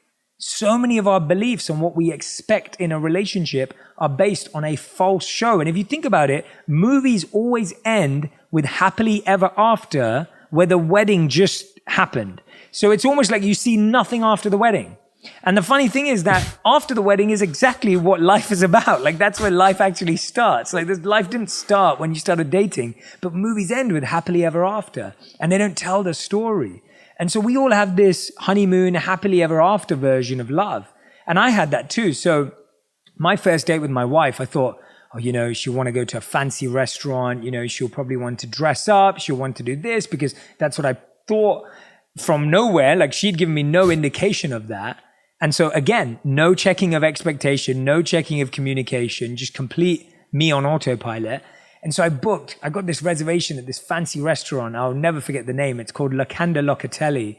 And it's like this really posh restaurant in London. It's like David Beckham goes there and that kind of thing. And so I'd saved up to take my wife to this restaurant. And it was the worst date we've ever been on. And it was our first date. And she was just like, you could have walked me down Tesco's, like the food aisle at Tesco's, and I would have been happier. She loves going shopping for food. So any sort of Tesco's or Whole Foods or Waitrose or whatever that, she loves it. And it was so interesting to me to think, I was like, well, I put all this effort in. And that's what happens. You start thinking, your ego goes, well, you put all this effort in. She doesn't appreciate it. And actually you realize, no, it's just, me speaking to her in a language she doesn't understand. And this part's the biggest part about how media, and I've got to share this story. So, Rangan, do you remember any guidance on how much you spent on your engagement ring? Because this is really like profound for me. But do you remember anything when you proposed to your wife? You know what? Yeah, I can't remember an exact amount, but I remember thinking, oh, how much are you meant to? And I thought, really, that much? That's like, I can't remember what happened in the end, but but I know that's out there, isn't it? There's a rule by society on what you should do. Yeah. So that was the thing. So I remember wanting to propose to my now wife, and I remember speaking to a bunch of my guy mates who were proposed or were married, and they all said you spend 2 months' salary on your engagement ring. I was like, that sounds like a lot. I had the same reaction as you. And I was like, okay, that's what you have to spend. So I remember spending 2 months' salary on my engagement ring for my wife. I didn't make a ton at the time, and I worked in a corporate job. And so I did that. And then when I started sharing more ideas and stuff, I really started looking into that. And this is the craziest thing. I found a De Beers commercial from 1991. And in that commercial, it's a black and white commercial. I don't know why, but it was chosen to be black and white. And in that commercial, a man proposes to a woman with a diamond engagement ring. It's a De Beers commercial. And at the end of it, it says this. Catch this. This is what it says. It says, the diamond engagement ring. How else could 2 months' salary last forever? And I was sitting there going, are you kidding me? That was literally the tagline in a commercial. And so many men took it seriously that by the time I proposed, that was 1991, I proposed in 2014. And so it's like from 1991 to 2014, it became a rule when actually it was just a tagline in an advert, just showing you the power of media's ability to implant. And really that's Inception at its best. If you've never seen the movie Inception, check it out. But that is literally Inception at its best, that idea was planted in our mind in 1991. And in 2014, I'm still operating by that idea and I don't even know where it's come from. That's the power of an idea. And that's why it's so important that we plant powerful ideas into our mind that are useful to us. And that's the value and how powerful stories are, and narrative, even stories that we tell ourselves. So that then starts off as maybe the idea of one advertising executive in a company somewhere who is getting paid to do this commercial, does it, and then it becomes a reality for millions of people around the world who are then stressed out trying to think, oh, if I'm going to be a real man, I have to spend 2 months' salary on this ring. Yeah. And it goes back to everything you're talking about. It's about identity. It's about stories. It's about how can we start creating the stories that are going to start to help us, going to nourish us and feed us rather than the ones that are going to keep us trapped and imprisoned. And I think there's two things I think your book really, like when I think about it, big picture, what it offers. I mean, there's so many things, but the two themes I really think about are, one, awareness. I think every single chapter, people are going to start thinking, and let's just start going to, because you've shared so many lovely stories as well in it, which I think really brings it to life. People are going to start to see their own life in them. And I think you're going to help bring awareness to people. And of course, without awareness, there can be no change. Awareness is that first step. And often awareness is all you need, I find sometimes. And of course, there are lots of practices you can do to help, but sometimes just being aware means, oh, I can change that now because I know where that's coming from. Totally. But the other thing I think your book offers people is freedom, because you get true inner peace and mental freedom to live the life that you want to, not the life that other people have set out for you or an advertising exec has sort of implanted as an idea. And then, if we sort of start to go in some of these practical tools, you mentioned some exercises already. Mm-hmm. You mentioned gratitude, and gratitude has come up on the show before. But what I loved about your take on it was, if I remember the chapter rightly, you said, gratitude is a daily practice. That's the easy part. I want you to be grateful in every aspect of your life. And I love that. And I've been sitting with that idea for the last week or so. What if you could expand on it, Jay? Yeah, beautiful. I'm really glad you're asking me about gratitude. Before we do that, though, you sparked another thought. Do you mind if I kind of go back, if you're okay with it? Go where you want to go, man. You're sparking so many great thoughts in my mind. I can't ignore them. You're such a great interview. It's so much fun. Like, I really feel like we've gone in so many directions that I didn't even plan. So thank you so much. But when you were talking about the stories we tell ourselves, I think that's so important, because there's a great study that I talk about in the book by Amy Wrzniewski from the Yale University. And what they found is that they tried to find a career that they felt people may find not sharing a positive story around. And they found that hospital cleaners or hospital workers potentially have one of the toughest jobs. And Rangan, you're a doctor, and I'm sure you've seen people having to do that work, and it's a tough job. And so they asked hospital workers how they define their jobs. And the majority of them defined it as low skilled, defined it as, insignificant, defined it as just a way to pay the bills, and that their job wasn't useful or their job wasn't important. And their role was basically described like the personnel manual. But then they asked another set of hospital workers, the same people who did the same jobs, different people who did the same jobs. And they said, how do you feel about your jobs? And these people had completely different views. They felt they were healers. They felt they were caretakers. They felt that they were able to transform the energy of the actual hospital. They felt that they were carers for the people there. And what they found is that different people who did the same job were telling themselves a different story. And therefore they saw their role as integral to the healing of the patient. And because they saw their role as integral to the healing of the patient, they found the work that they did to be extremely meaningful. And that's crazy to think about it, that different people doing the same job could say different things about the same work.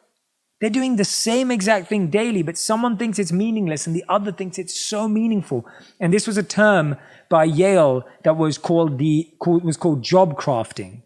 The ability to assign meaning where you see it, and all of a sudden your life becomes meaningful. So if you're sitting in a job right now that you hate, or if you've got a boss that you really don't like, or if you're in a relationship that you don't want to be in, if you can't leave for whatever reason right now because of COVID or lockdown or whatever it is, financial difficulties, if you can't leave and you really want to, one of the things I recommend you do is called job crafting from the Yale School of Management. So you start asking yourself, where can I find meaning in this? What can I learn? What can I adopt? What is this trying to teach me? And that's actually where gratitude can be applied to every place, because you start going, there is some value in this. I remember when I wanted to leave my corporate job and I wanted to live my passion and do what I do today. But I'm so grateful I was at my corporate job because I learned so much there that is so useful to me now.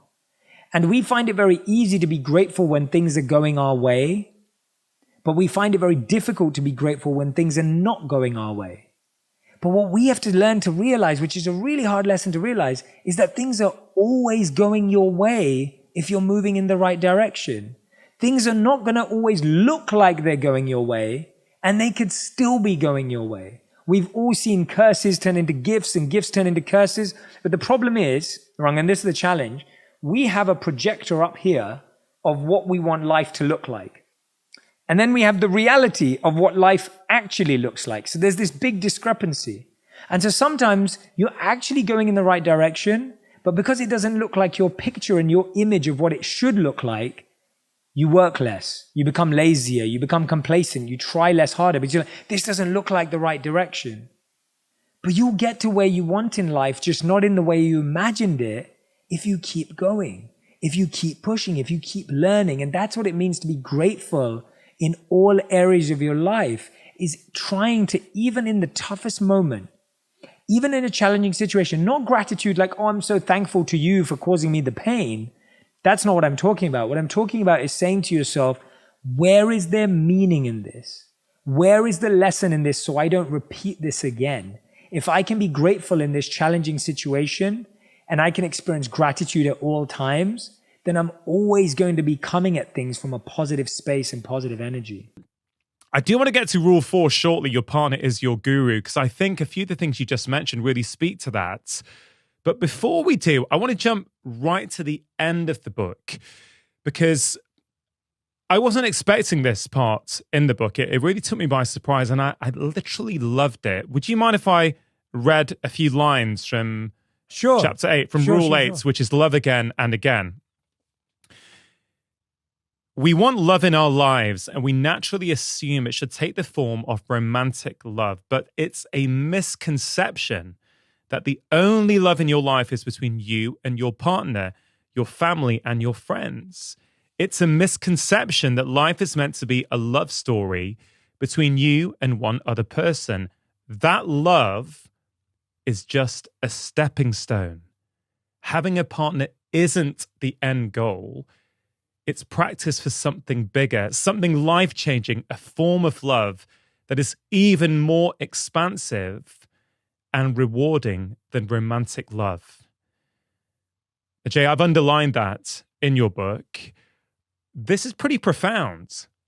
That love with our partner might be a stepping stone to something bigger. What do you mean by that? Yeah, this was actually a revelation that deeply came to me. It's an idea that I understood before writing the book, but it's a revelation that came through the process of writing the book. And that's why I love obsessing over this book. Took 2 to 3 years to put together. And I love obsessing about ideas for that long, because you plant the seed and then they grow into something surprising by the end of it. I was really looking, Rangan, at the greatest love stories of all time and the greatest acts of love of all time. And I started to realize that most of the stories we would consider the greatest stories of all time, like Romeo and Juliet, are myths. They're not real. They're fiction, right? It's completely made up. And no one really benefited from that love story. Like it ends badly and it doesn't really help anyone or it doesn't improve anyone's life. And so I started to look at what were the love stories that improved people's lives. And I realized the challenge is we'd put romantic love on such a pedestal that even if people had beautiful relationships with their children, with their parents, with their colleagues, with their teams, maybe even with their country. You know, when you look at what Martin Luther King Jr. did for the world, that was love. That was an act of love. That was a love story, but we don't present it that way. Yeah. But that was a love story. If not, then what else was it where someone was willing to sacrifice their life for the benefit of others? And we have countless examples of that in history where people have gone above and beyond to help other people. And so I started to realize that the greatest acts of love are not just romantic. They can be parental, they can be brotherly, they can be friends, they can be leadership. And I think we limit love to one person and maybe a couple of hours a day. We say, I'm going to go to work, and that's not a place of love. I'm going to come home and I'm going to love my family. And when we live in that way, we limit love. There's a beautiful story. I love Zen stories. And in this Zen story, the teacher asks the student a question, and everyone who's listening can pretend they're the student. The teacher says, if you could give $100 to one person or give $1 each to 100 people, which one would you do? And the student says, you know, it doesn't really matter. I'm not sure. I have no idea. Which one would it be? The teacher says that although it's wonderful if we can give $100 to one person and it will change their life, they said the right answer is to choose to give $1 each to 100 people. And the student said, why? And the teacher replies, 2 reasons. The first is you get to impact 100 people. The second is you get to practice loving and giving 100 times. And I love that idea because it's the idea of you only get better at love and you only get better at giving and you only get better at compassion the more you extend and practice that love. And so for some people that may be their school, and a good way to think about it is, let's say, now Rangan, how many children do you have? 2. 2. So you have 2 children, and I'm guessing you love your 2 children, obviously. I do. How much would you say you love them? If I asked you to quantify, how much do you love them? How much would you say you love them? Oh man, how much? First of all, I feel it's almost impossible with words to describe the love that I have for my children. I can't imagine there's anything I wouldn't do for them. I feel all the love that exists inside the world, times it by infinity, and that's how much I love my children. That's my attempt in the English language to say how much I love them. I love that, and that's so beautiful. And I think any parent would agree with you. So now let's take that. It's a lot of love you have for them, right? So think about how this actually plays out in real life. If you love your children and you want them to have a great childhood, you have to love their school and their friends because they're going to grow up around those people. So in order to care for your children, you have to care for their school. In order to care for your children, you have to care for their school. And in order to care for the school, you have to care for the area you live in. And when you care for the area you live in, you have to care about your town. You have to care about your city. You have to care about your country. You have to care about the world. And so I'm not saying everyone has to go out there and do something for the world. But what I'm saying is that if we deeply love our children that much, our love has to extend beyond them in order to protect them and the world they grow up in and live in. And I think that's what I'm trying to get at in Love Again and Again, is that We need to practice loving again and again. And the more we can expand our radius of love and our radius of care, the more our love is truly justified and true. But if it's limited by those two people, it actually ends up being a disservice to them as well. Yeah. I mean, what you're talking about is something I feel I've only really got my head round in the past few years. I feel one of the first things we have to do, and you do talk about this in your latest book, you almost have to undo some of the myths you've absorbed growing up. You know, in many ways, the word love, at least the way that many of us understand it, is quite a limiting word. You know, I don't know about you, Jay. I even try and practice this on social media. If someone's ever leaving a narky comment or, you know, maybe disagreeing, but you can see it in a very triggered way disagreeing. It's now like, can you choose love as your first approach here instead of getting triggered back? And it's not always easy, of course, but can you practice, oh, I wonder what they're going through. I wonder why they're feeling so upset at the moment.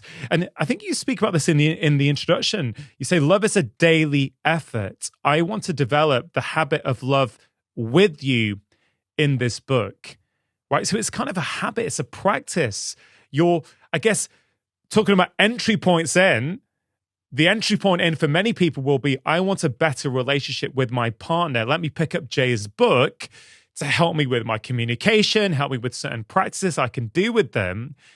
But actually, that's just the entry point, because you will end up, if you follow that path, expressing that love and compassion, ideally to everyone, but certainly you'll widen out that circle of love and compassion, which can only be a good thing. I also think this section is really powerful because there's a lot of people, Jay, who are either single, maybe not by choice, but many people these days are single by choice. They're like, no, you know what? I've tried all that. I don't want it. I'm happy being by myself.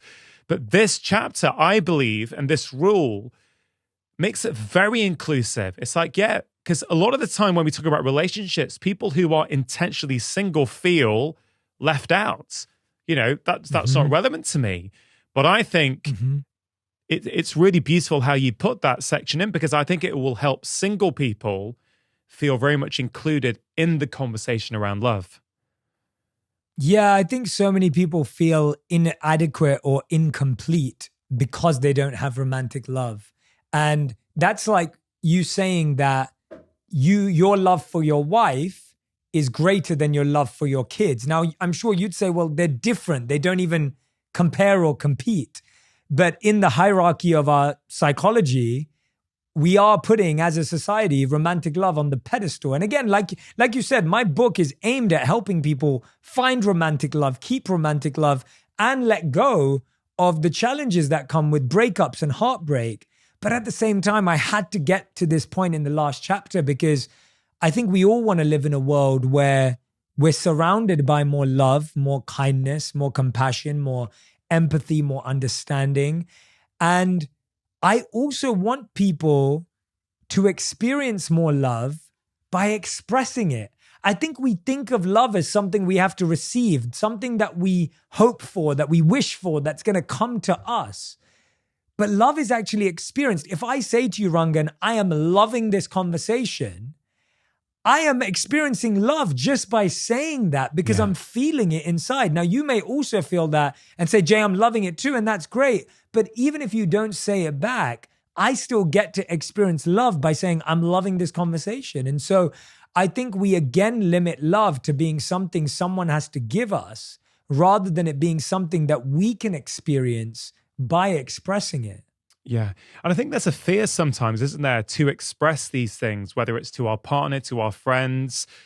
I think we touched on this the first time we spoke on my podcast about how important it is to express gratitude. And sometimes we can feel it, but just when we go that extra step and tell someone, hey, you know what, I really appreciate what you did there. That was really quite powerful. I mean, on that, Jay, I kind of feel, and you're probably uniquely positioned to answer this in many ways because of your Indian family background. You grew up in the UK, you've now lived in LA. So you've got a whole mix of different cultural kind of exposures within you, right?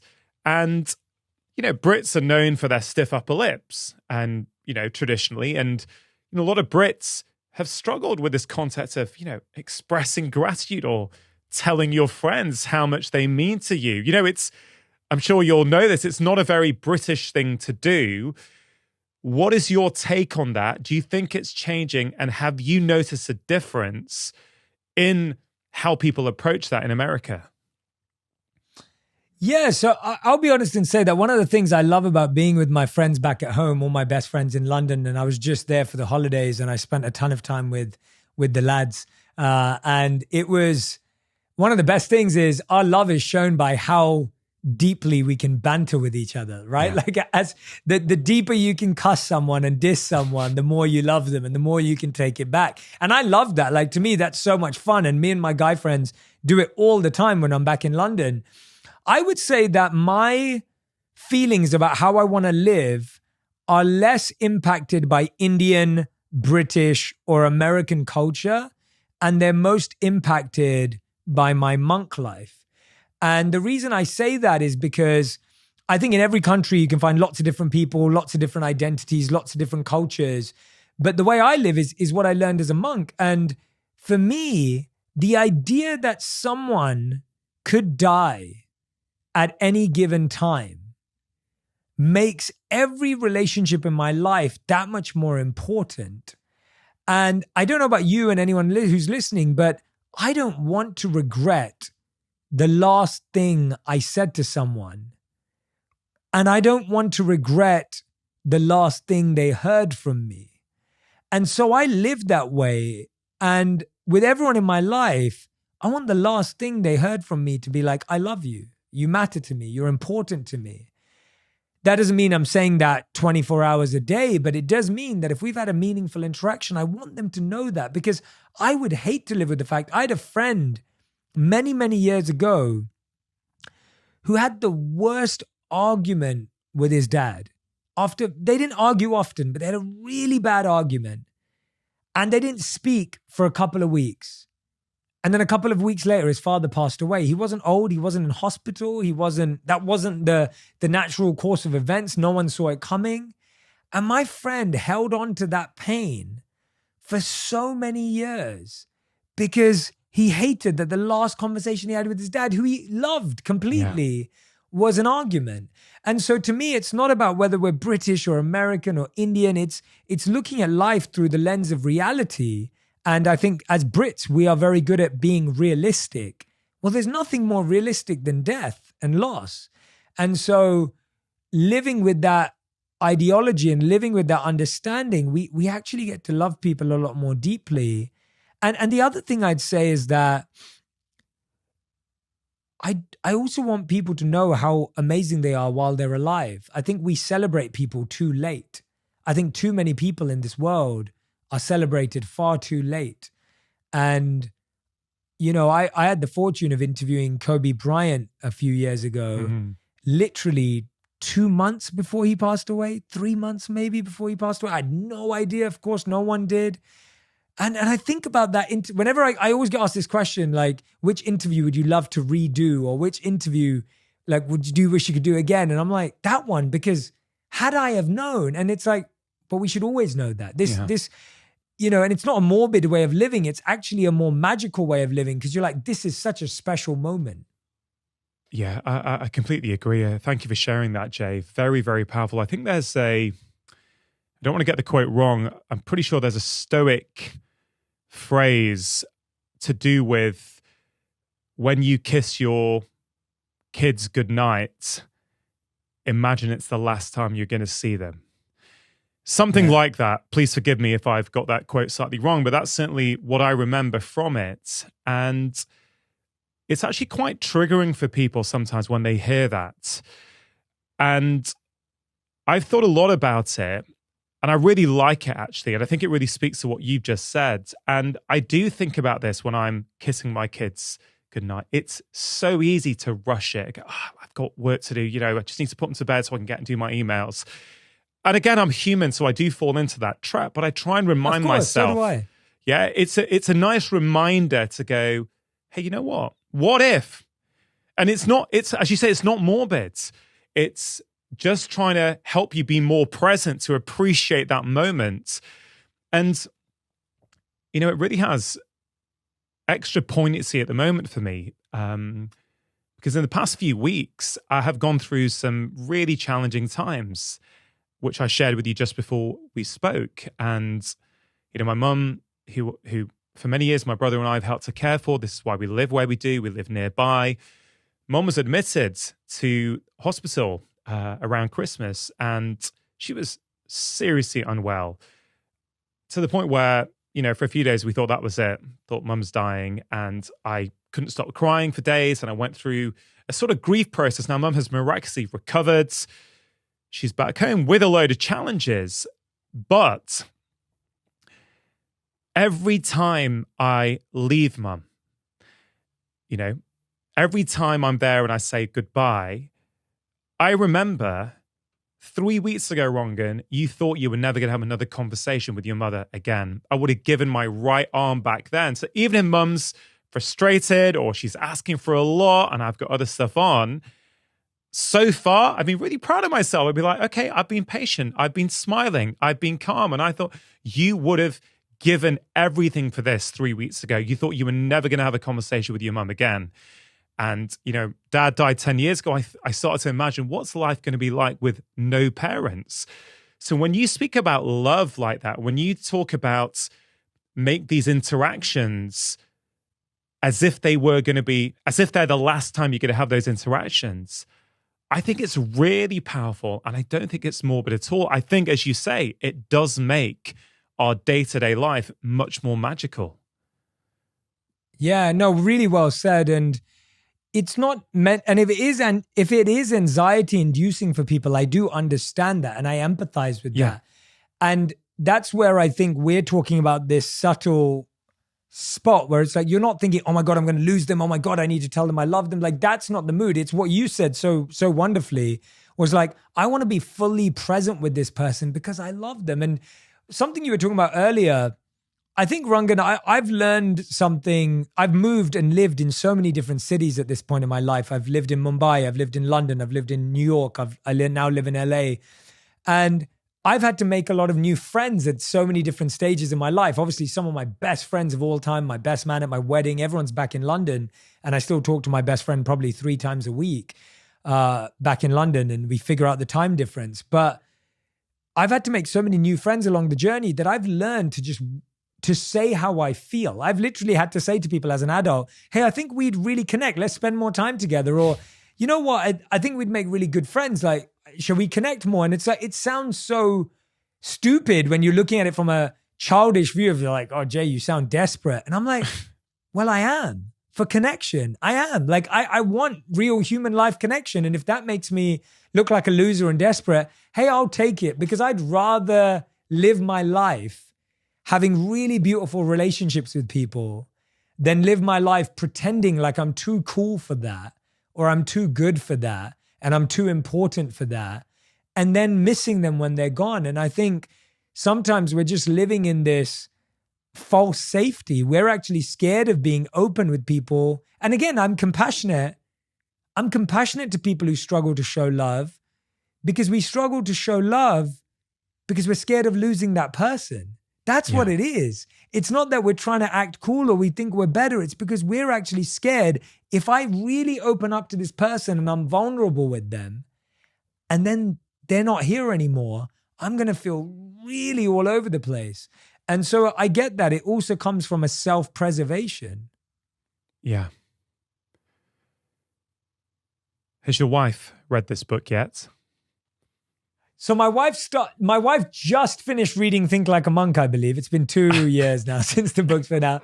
And she's read bits of it. She's read bits of it, not all of it. I always say my wife is the number one supporter of who I am, but the least subscriber and listener to what I do. But she told me recently, because she's been in London because of her family and I've been in LA, she literally just started listening to my podcast, and she's been telling me how much she's enjoying it, which is actually really nice. After we've been married for 7 years, the podcast is 4 years old this year. And it's funny when after 4 years she started listening to it, she's like, "This is really good. I get it now. Why people?" I'm like, "You're hilarious." It's humbling and adorable at the same time. It's beautiful. I think that's a really interesting point there, Jay, where, sorry to interrupt, if you are enjoying this content, there's loads more just like it on my channel. So please do take a moment to press subscribe, hit the notification bell, and now back to the conversation. A lot of relationships, I think, fall into traps when we think we have to have the same passions. We have to do the same things together. You know, you could potentially expect your partner, your wife, to listen because it's a podcast that's loved by millions all over the world. It's helping so many people. And you could potentially be offended that how come all these other people who I don't know are listening, but my dear wife is not? And I'm not sure if this is in the book or whether I heard you say this in another conversation a few years ago, that I think you said 1 year after you got married, you got a good break in your work life, like a really good break. And you got the impression that your wife wasn't that happy about it. I wonder if you could explain that situation, because I think it really speaks to what you just said about your podcast and your first book, and your wife not reading them or not listening, because I think it gets us into a lot of trouble in our relationships when we feel our partner has to do and love the same things as us.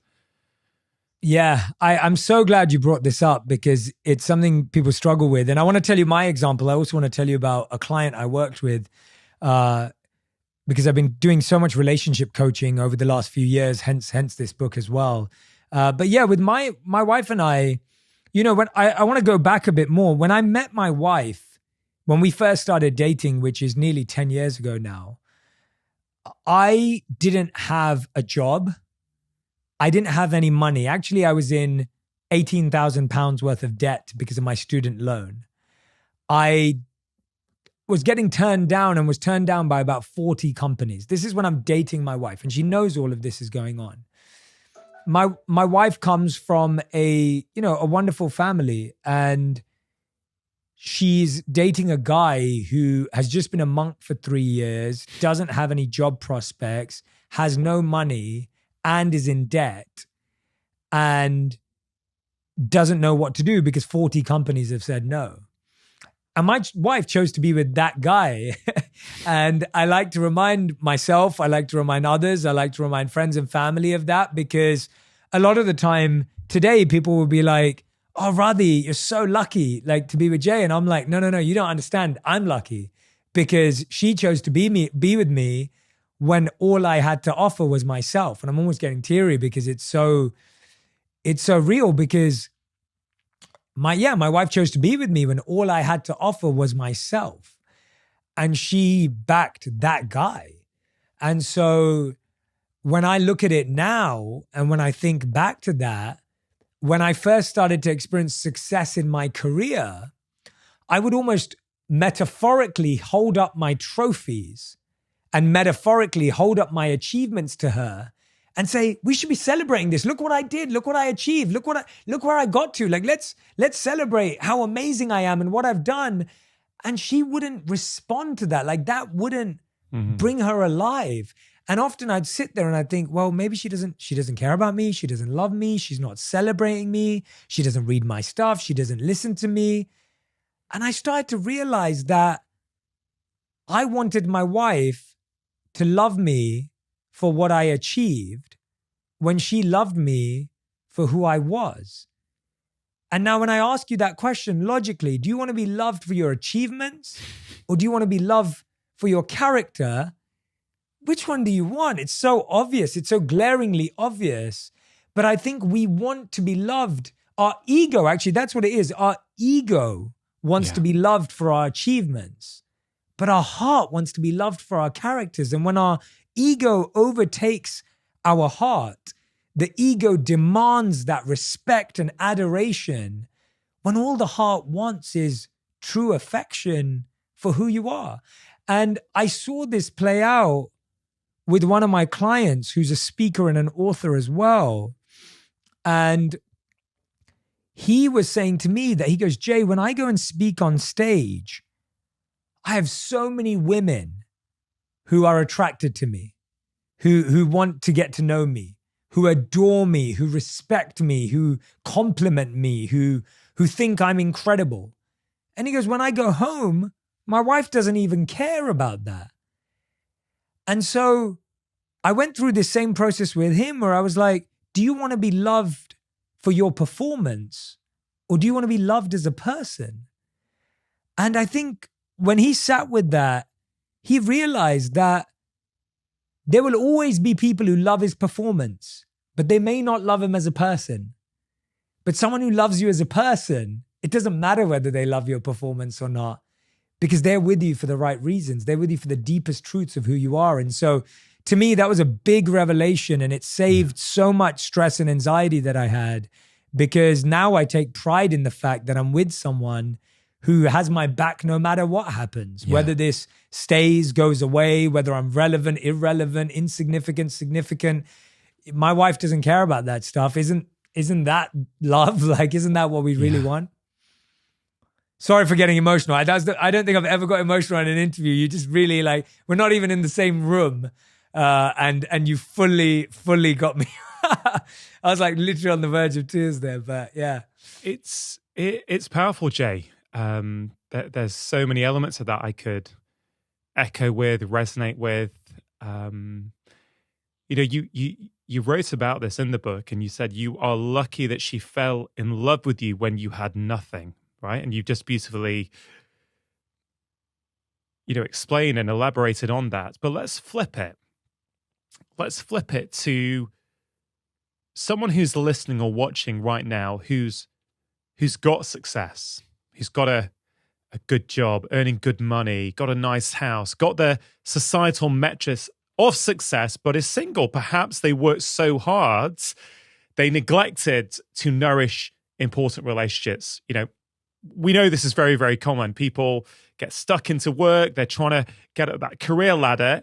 And the price they often pay is that they don't, create meaningful relationships. So for that person who wasn't lucky enough, let's say like you, to meet your wife when you literally had nothing, you had minus 18,000 nothing. And they go, yeah, but now I don't know if when I meet someone, they want me because of my position and my money and my salary. How would you help them find someone who loves them for who they are, not for what they are? Yeah. There's a hidden rule in the book that isn't one of the 8 rules, but that's why I call it a hidden rule, because it's really powerful. But I put it inside one of the chapters, and it's called "You Attract What You Use to Impress." What I mean by that is whatever you use to impress someone, that's what you're going to attract into your life. So if you're someone that flaunts your wealth, it's likely that you'll attract someone who comes to you for your wealth. I had a client who was saying to me, Jay, every woman I date is just into me for my money and what I have. And I said, well, can you take a look in the mirror? And they were like drenched in designer clothing, they had the biggest designer bag. And I was like, well, what do you expect? Like, you're showing that part of yourself. Now, I'm not saying you're not allowed to love fashion, or you're not allowed. I love fashion. I love brands. You're allowed to like nice things. But I said, if that's the things you talk about when you're on a date, if that's the things you reference, if you're always talking about how much you made last month and the amazing expensive trip you went on, or you order a fancy bottle of champagne or wine or whatever it may be to the table, like, what message do you think you're sending? Now, you may say, Jay, I'm just trying to show I'm confident, or I'm trying to show I'm able, but you have to get really clear on how you show confidence and how you show ability. And I think that what we have to understand is if we use those very physical ways of attracting someone, it's very likely that you're going to bring that person closer. I think another thing I'd say to them is, what are the values that you have, and what are the values of someone you want to be with? And where are you going to find a person of equal value? Often I find you find people of equal value through people you know of equal value. You know someone who knows you deeply, who loves you. My sister was our wing person for me and my wife, because my sister was really good friends with my wife, and my sister's one of my best friends. My sister is a person of value. She's the one who was the wing person between me and my wife, so I trust her. What's a project of value? Maybe there's a project at work. Maybe there's a project in your community. Maybe there's a project you can take on that's of similar value. And thirdly, what's a place of similar value? Is it a charity? Is it a passion that you have? Is it a sport you love? You're going to meet people in places of similar value, projects of similar value, and with people of similar value.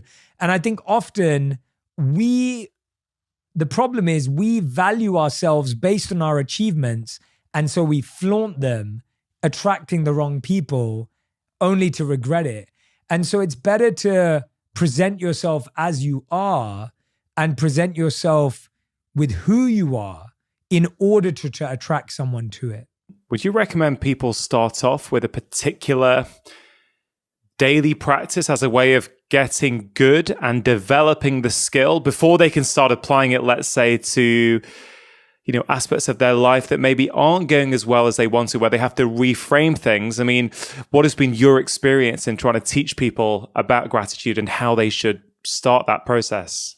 Yeah, so you always develop your muscles in the training center and in the gym. You don't go out and develop your muscles on game day, right? Like no one gets thrown out onto the pitch and says, oh yeah, go and play a World Cup final and you'll figure out how strong you are. You would never do that. You train in the gym, you prepare, you get ready, and then you go. You don't go, I want to learn how to run. Maybe I should run in the marathon next year, right? That's not how it works.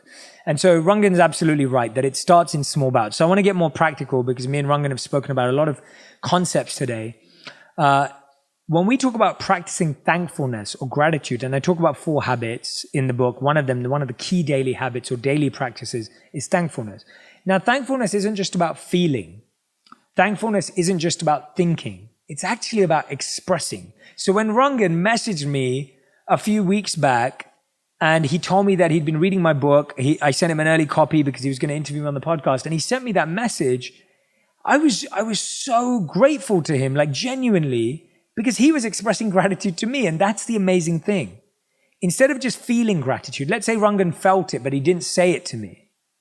If he didn't say it to me, he would have not had the experience, A, of sharing it, B, of receiving my gratitude back to him and our relationship deepening based on that simple message he sent me. And so gratitude becomes more powerful when you express it daily. So every day ask yourself, who's a person that you want to express gratitude to and go and tell them? Secondly, what's a place that you're grateful for and spend more time in that place? And what's a project that you're grateful for in your life? And if you write these down every single day before you go to bed, who's a person I'm grateful for and why? What's a place that I'm grateful for and why? And right now, it may not be a place you can go to. It may be a place that you visited and you're so grateful you got to go there before COVID. And the third thing is a project in your life. And so when you express gratitude, make sure that it's specific. So I'll give you an example. Let's say Rangan throws a party with his wife this weekend at their home and their friends come over. And one of his friends, Rangan, give me 2 friends' names in your life and we'll pick on them for a bit. Okay. I'll say Jeremy. Jeremy. 'Cause I know he'll be listening. Yeah. You know what? I'll go Gareth. Okay, my buddy Gareth and who's Jeremy. Gareth, so let's say Gareth and Jeremy, and again, I'm just going to add a disclaimer. None of this reflects Gareth and Jeremy in real life. But let's say Gareth and Jamie come to this party that Rangan and his wife throw, and it's just a gathering to get people together. The next morning, Rangan wakes up. He doesn't look at his first thing in the morning, his phone. That's not what Rangan does. Rangan looks at his phone about 3 hours later, after he's exercised, meditated, spent time with his kids. And then he looks at his phone, and he sees these 2 messages from Gareth and Jeremy. Gareth, sorry about this, but here we go. So Gareth has messaged him saying, thanks, mate. It was great, right? That was Gareth's message.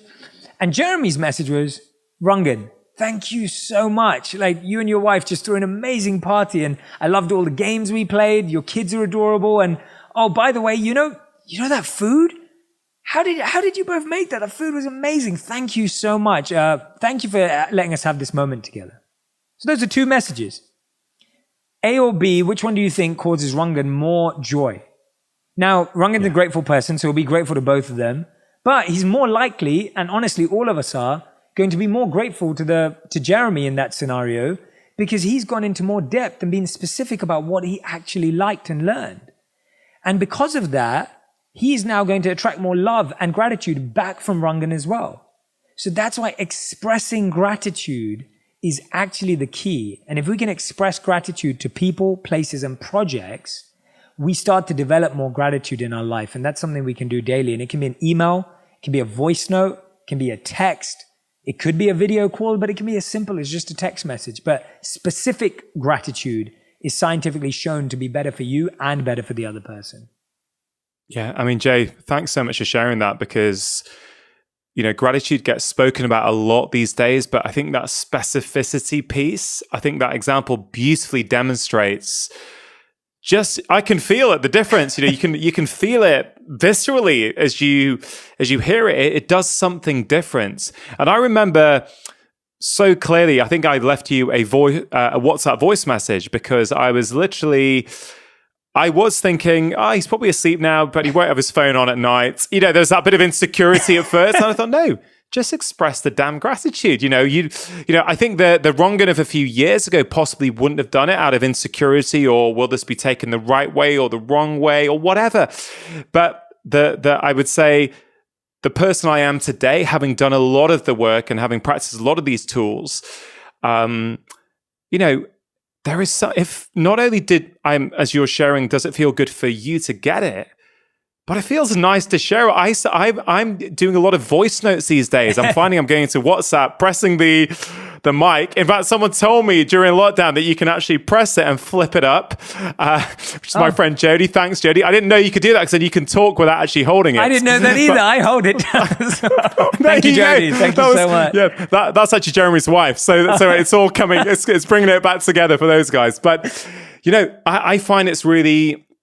So I'm a vocal kind of person. I like talking, and sometimes I find it hard to express what I want to on a text message. So I'll just do a WhatsApp voice message. And I think gratitude is super powerful. One thing I'm going to add, well, I'll ask you actually, do you do your gratitude practice by yourself, or do you also do it with your wife?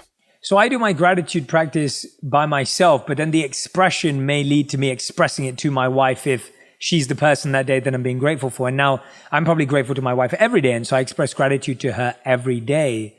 But I really find spending some time by myself to figure out my mind first. It's almost like if you're both trying to solve a problem together, you can help each other. But one person can sometimes take shortcuts because the other person kind of carries the weight.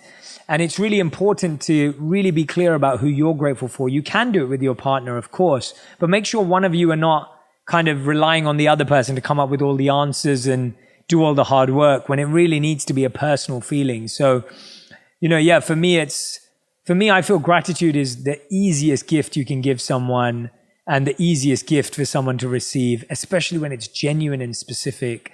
And Rangan, I would encourage you, not just with me, but with anyone, it was so genuine and specific that, I recommend you continue to do that.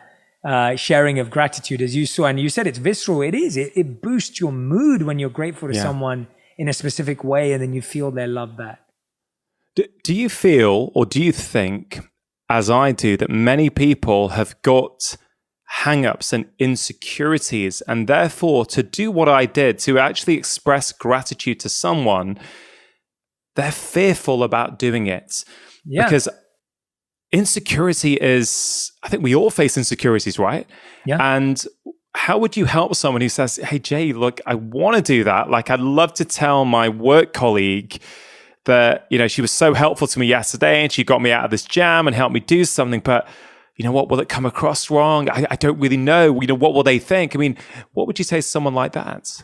Yeah, I think you are right. I think some of our insecurity comes from sometimes our insecurity can come from our ego, which is blocking our gratitude. So the ego says, well, I don't want to recognize that someone else is doing something good because it makes me feel inferior. That's one of the ways that our ego can block us from gratitude.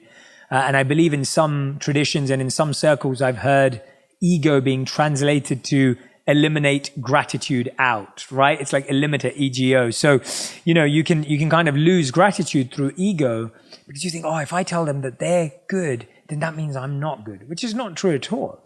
The other way the insecurity comes in gratitude is like, oh, well, what if they think I'm just trying to like get close to them, or I'm just trying to say something nice for the sake of it, or I'm just lying or pretending. Like, what if they think I'm just trying to suck up to them, right? Like, is that the reason? And so sometimes we hold back how we feel.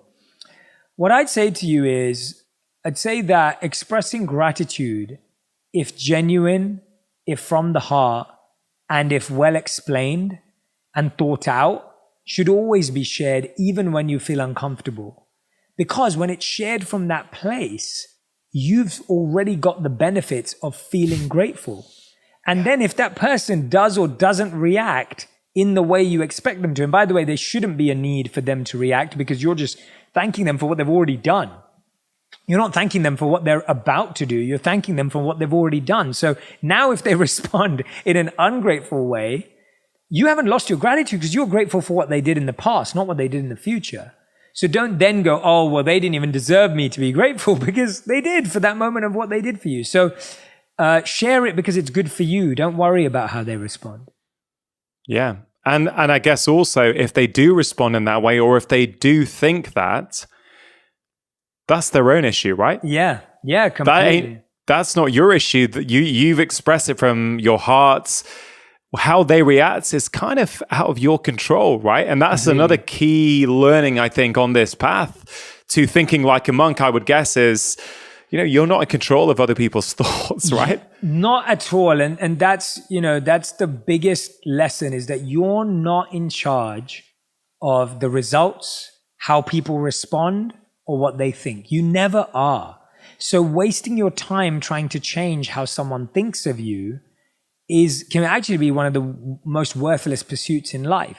But changing how you think about yourself is probably one of the most worthwhile pursuits in life, but the one we spend less time on. We're constantly trying to change how people think about us, and we think if they think highly of us, then we'll feel better about ourselves. But that's not the case. The case is we can change how we feel about ourselves by changing our behavior and being more in aligned with the person we want to be, with our values, as Rangan said, going back full circle. So don't get lost in trying to change other people's perceptions of you, because that could be a never-ending journey, and a journey that you never reach the destination of, because you never will truly be able to control it. Yeah. It comes full circle back to that Cooley quote, right? Yeah. I mean, it is such a powerful quote, because everything we talk about, you can then just back it up straight into that, and again, it brings out the meaning of that quote so much more. Yeah. But Jay, when you were just talking there about the insecurity that some people may feel when trying to express gratitude, I was struck by something I wrote down from your book, and I can't remember which chapter it's in, but you say it's impossible to build one's own happiness on the unhappiness of others. Yeah, so I'm quoting Daisaku Ikeda, who's a Buddhist philosopher, who says that statement. I can't remember which I think I start the negativity chapter with that quote. So it's Daisaku Ikeda, Buddhist philosopher, and he says exactly that you can't build your own happiness on the unhappiness of others. And I think what that truly means is, we often believe that we can only be superior if someone else is inferior. So we feel better when we say, oh, that person, did you know that couple's getting a divorce? Oh, did you know their marriage only lasted like 2 years? And what you're really saying is, well, we've somehow managed to stay together for 8 years. Like, we've done pretty all right, right? And you're kind of gossiping about them. Or another way it goes is like, oh, did you hear about him? He's totally messed it up. Like, he's getting fired next week. And all you're doing is you're making someone feel inferior to make yourself feel superior. That doesn't create happiness. It creates more uncertain ground, because now you're constantly looking for someone else to feel inferior for you to feel superior. And guess what? God forbid someone's now outperforming you. You're now feeling inferior, and you're feeling all the insecurity of what you felt about someone else. So it's never a stable ground, right? I believe it's in the Bible, but you can't, I think it's that you can't build your home on shifting sands, but in the same way, you can't build a stable identity of yourself on the gossip or the mistakes of others. And so you've got to be really careful about not building a ground for yourself. Imagine the ground you're standing on is built on blocks of superiority, bricks of gossip, and mud and cement of criticism. That's not going to hold. And so you don't want to create your joy because other people are struggling or suffering. You want to create your joy because you know how to deal with struggle and suffering. Yeah. So beautifully explained. And I think we often write the quotes down that really mean a lot to us. And I certainly feel for me, that was something I spent a lot of my adult life really trying to come to terms with and realizing, I used to be so competitive, if I won a game of snooker or table tennis or, it would literally elevate me. And if I lost, man, I would be down in the dumps. Like it would, and I've really explored this, and given the time we've got left, I sort of probably can't go down this rabbit hole. But I know one component is that as a kid, how I did at school, and again, I don't know if this was the same in your household. I know a lot of immigrant families have this sort of mentality. If you got 98%, it's like, well, why was it not 100%? Yeah, for sure. You were like, oh, what? You came second in that test. Why? What happened? Who was first? Why didn't you come first? Yes. And I actually think, whilst and my mum will say, because I've spoken to her about this recently, she said, well, I knew you were capable, so I wanted you to be the best you could. And okay, and I think she was doing the best she could. I would say for me, the way I interpreted it was that I can only be loved. I can only be feel good about myself when I'm number one. Mm-hmm. And really, I'd say over the last sort of 5 years, that's pretty much almost gone from me now. I'm pretty okay with it now. Like I don't feel, and I think that is, I think it's such an important quote that you've shared, because I sort of think now, and we should probably talk about social media a bit, because you're pretty much the king of social media in so many ways. And I think I'd love to know some of your thoughts on social media. But with respect to that quote, I think one of the negatives, and there've no doubt been a lot of positives of social media, you have shared such amazing wisdom in your videos to millions of people around the world, which potentially may not have happened without social media, right? So it's not about saying it's either good or bad. But I do think for some people, it can magnify those insecurities. So if you feel that you can build your happiness on the unhappiness of others, people can get very focused on follow accounts and likes. And I certainly know in the UK medic world, there's a lot of medics feel a pressure to be building up their profiles and have contacted me saying, I'm not sure what to do. And you think, wow, it's causing such discontentment. And it's just a metric that in so many levels, I'm not going to say it's meaningless. Of course, it's not meaningless. But if you're trying to do it because how you'll be perceived by others, going back to what we've been talking about throughout this conversation, what are you posting for? What are you hoping to achieve by posting it? Is it in service? Is it to help people? Or is it to elevate yourself? Yeah. I don't know, maybe you can untangle that some for us, because I'm sure some people listening will be thinking that. Yeah, there's very few creators of content on social media that started out with a follow account in mind. So me included, a lot of my peers in this space, a lot of people that I know that are extremely successful on different platforms, none of them started, at least the ones that I know, none of them started to get followers. They all started because they had something to share, whatever that was, whether it was comedy, whether it was wisdom, whether it was a workout plan, a fitness plan, whatever it was. Like they had something that they did that they were passionate about, they wanted to share. And I can only speak to myself fully, but when I started, I thought I was going to have a full-time corporate job and I was going to make videos on the evenings and weekends to share a message. That's genuinely all I believed. And after my first month, I had about 1,000 subscribers on YouTube, about 4 videos I'd made on YouTube. I had about 1,000 people that had subscribed to my channel. And most of my friends were like, great, Jay, that's where it's going to end. Like, congrats, well done. Like, you got 1,000 subscribers. You kind of just crept in there in 30 days. Like, well done, that's cool. Like, how far is this going to go? And that's really the reality of what it felt like. And the interesting thing is, the question was never, how do I get more followers? The question was always, how do I make more content that impacts people? Because, and that's the question with everything. It's like, if you make more content that genuinely impacts people, you'll get more followers. If you build a business that serves more people, you'll make more money. If you help a lot of people through your talents and gifts, you will be famous and known for it. Like, it's a byproduct of doing something properly. And that's why I love the definition that Peter Diamandis gives, that we should redefine the word billionaire to be someone who impacts the lives of 1 billion people. Why is Jeff Bezos the richest man in the world? Because he's created a product that we all say we want and that it solves a problem that we really need. And so if you want to get followers, don't look at the number. Ask yourself, are you really creating the value that's going to help people? And they're going to naturally want to follow you. And they're going to want to love your work and share it. Because to me, that's the worthwhile pursuit in life. Because when you do that work is humbling. When you do that creativity, that's the part that makes you grateful for the success that you get, because you go, wow, like, people actually care about what I have to say.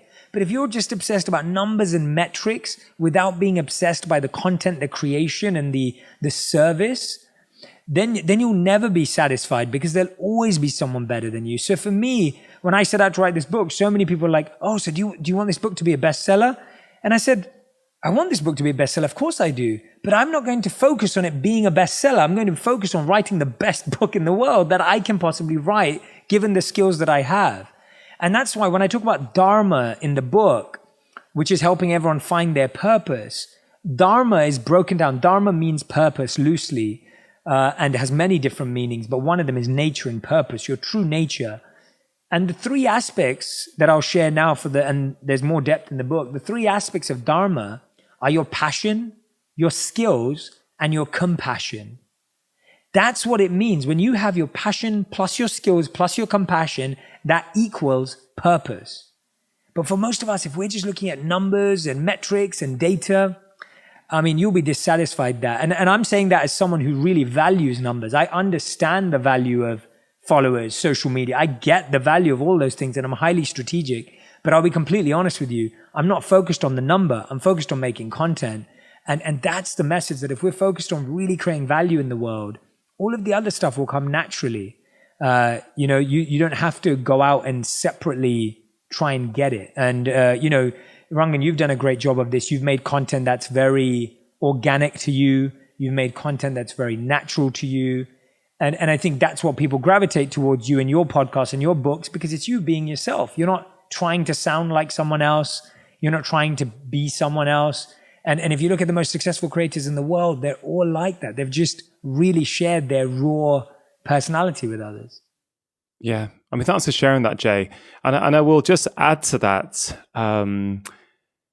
As I have stripped away the layers of conditioning from my childhood and the insecurities, and frankly used a lot of the tools that are in your book, but there's a lot of new ones in there for me to be applying, which I'm really grateful that you've written this book. So I think it is incredible, and I will sit with a lot of these, as I already am.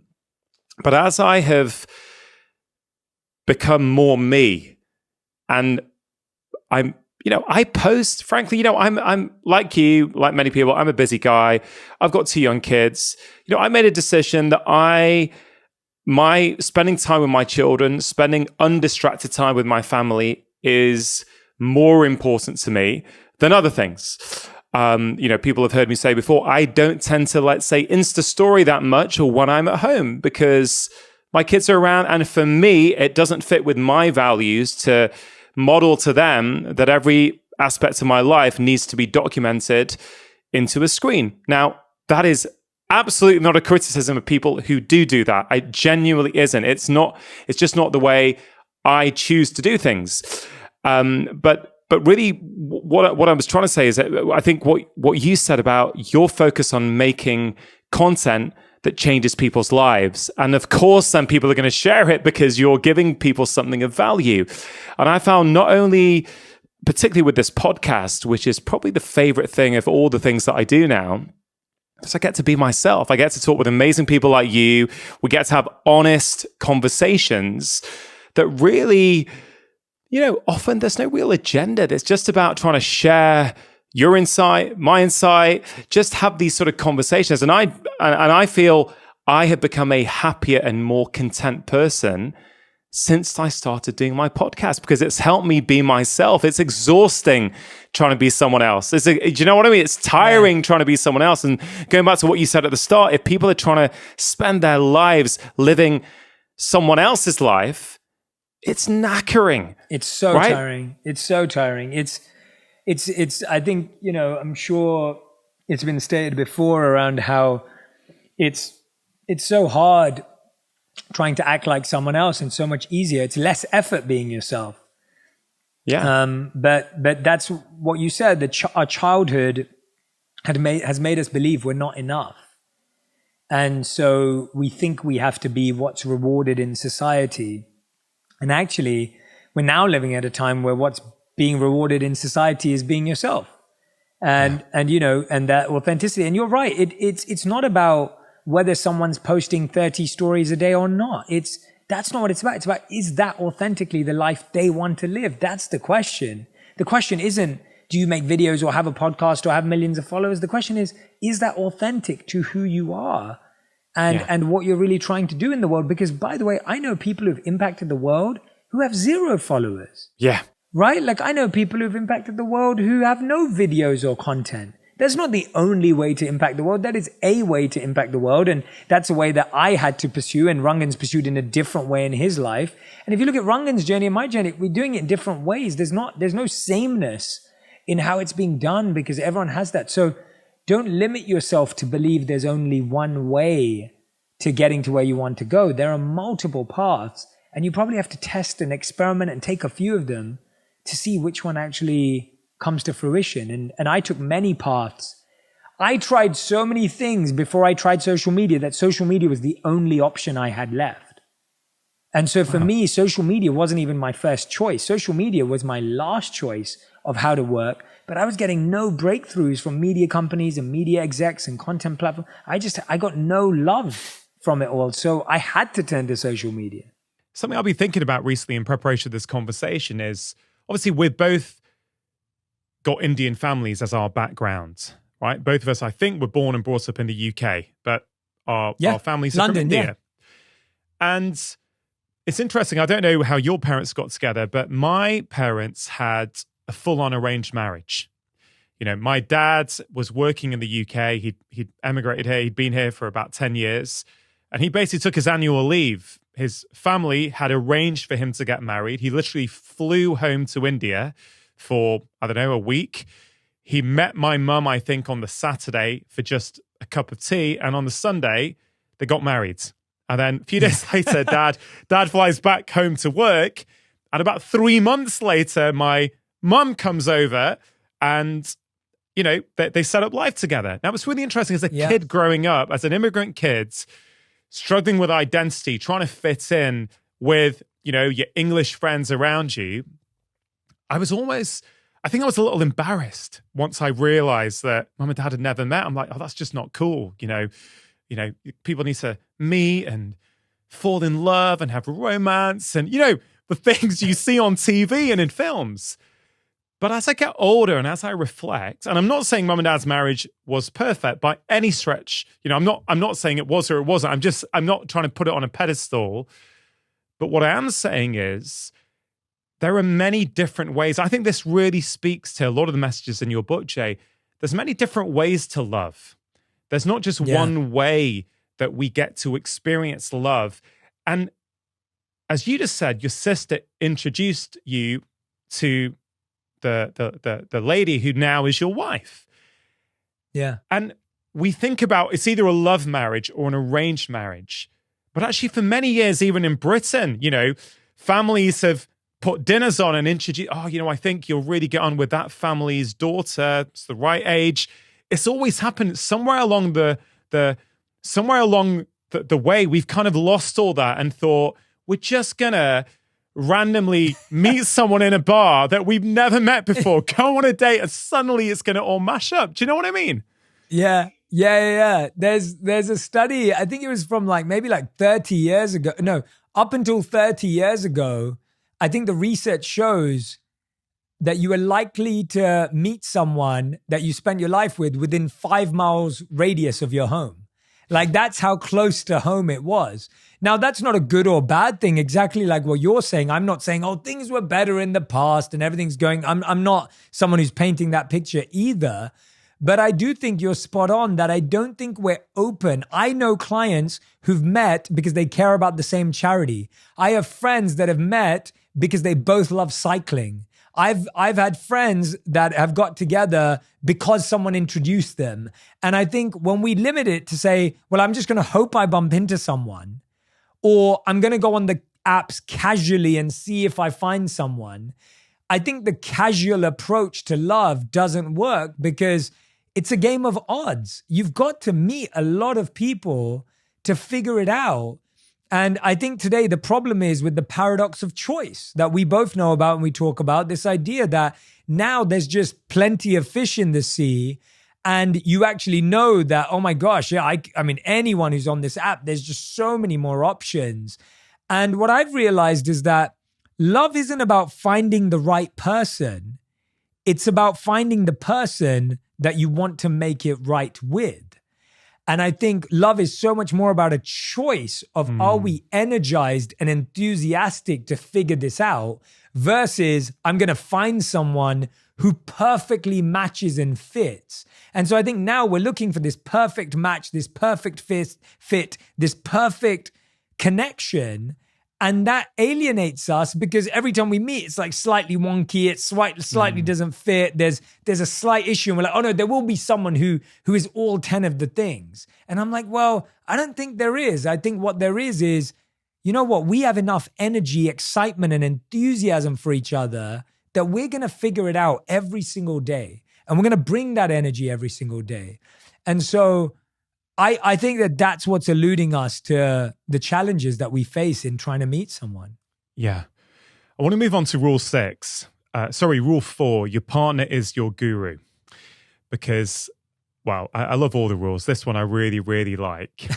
And you say in the book, we don't usually think about our partners as teachers or guides, but none of us can see ourselves or the world clearly on our own. I think that's very powerful. And relating to what you just said there about love being a choice, in that chapter, you write about your experiences as a monk, and you say as a monk, you choose your guru, right? Then it's not allocated to you. You choose your guru. So we're talking a little bit about how love is a choice, how you chose your guru, how all monks do, and how our partner ends up being our guru. So effectively, we're choosing our partners to be our gurus, right? So for people who are getting confused, perhaps you can elaborate what exactly you mean by that. Yeah, so this is definitely probably one of the most counterintuitive chapters in the book because everyone reads that and goes, God, my partner ain't my guru. What am I going to learn from them? And I don't want them to know that because if they know that, they're going to start telling me what to do. I think the first thing is to define the word guru.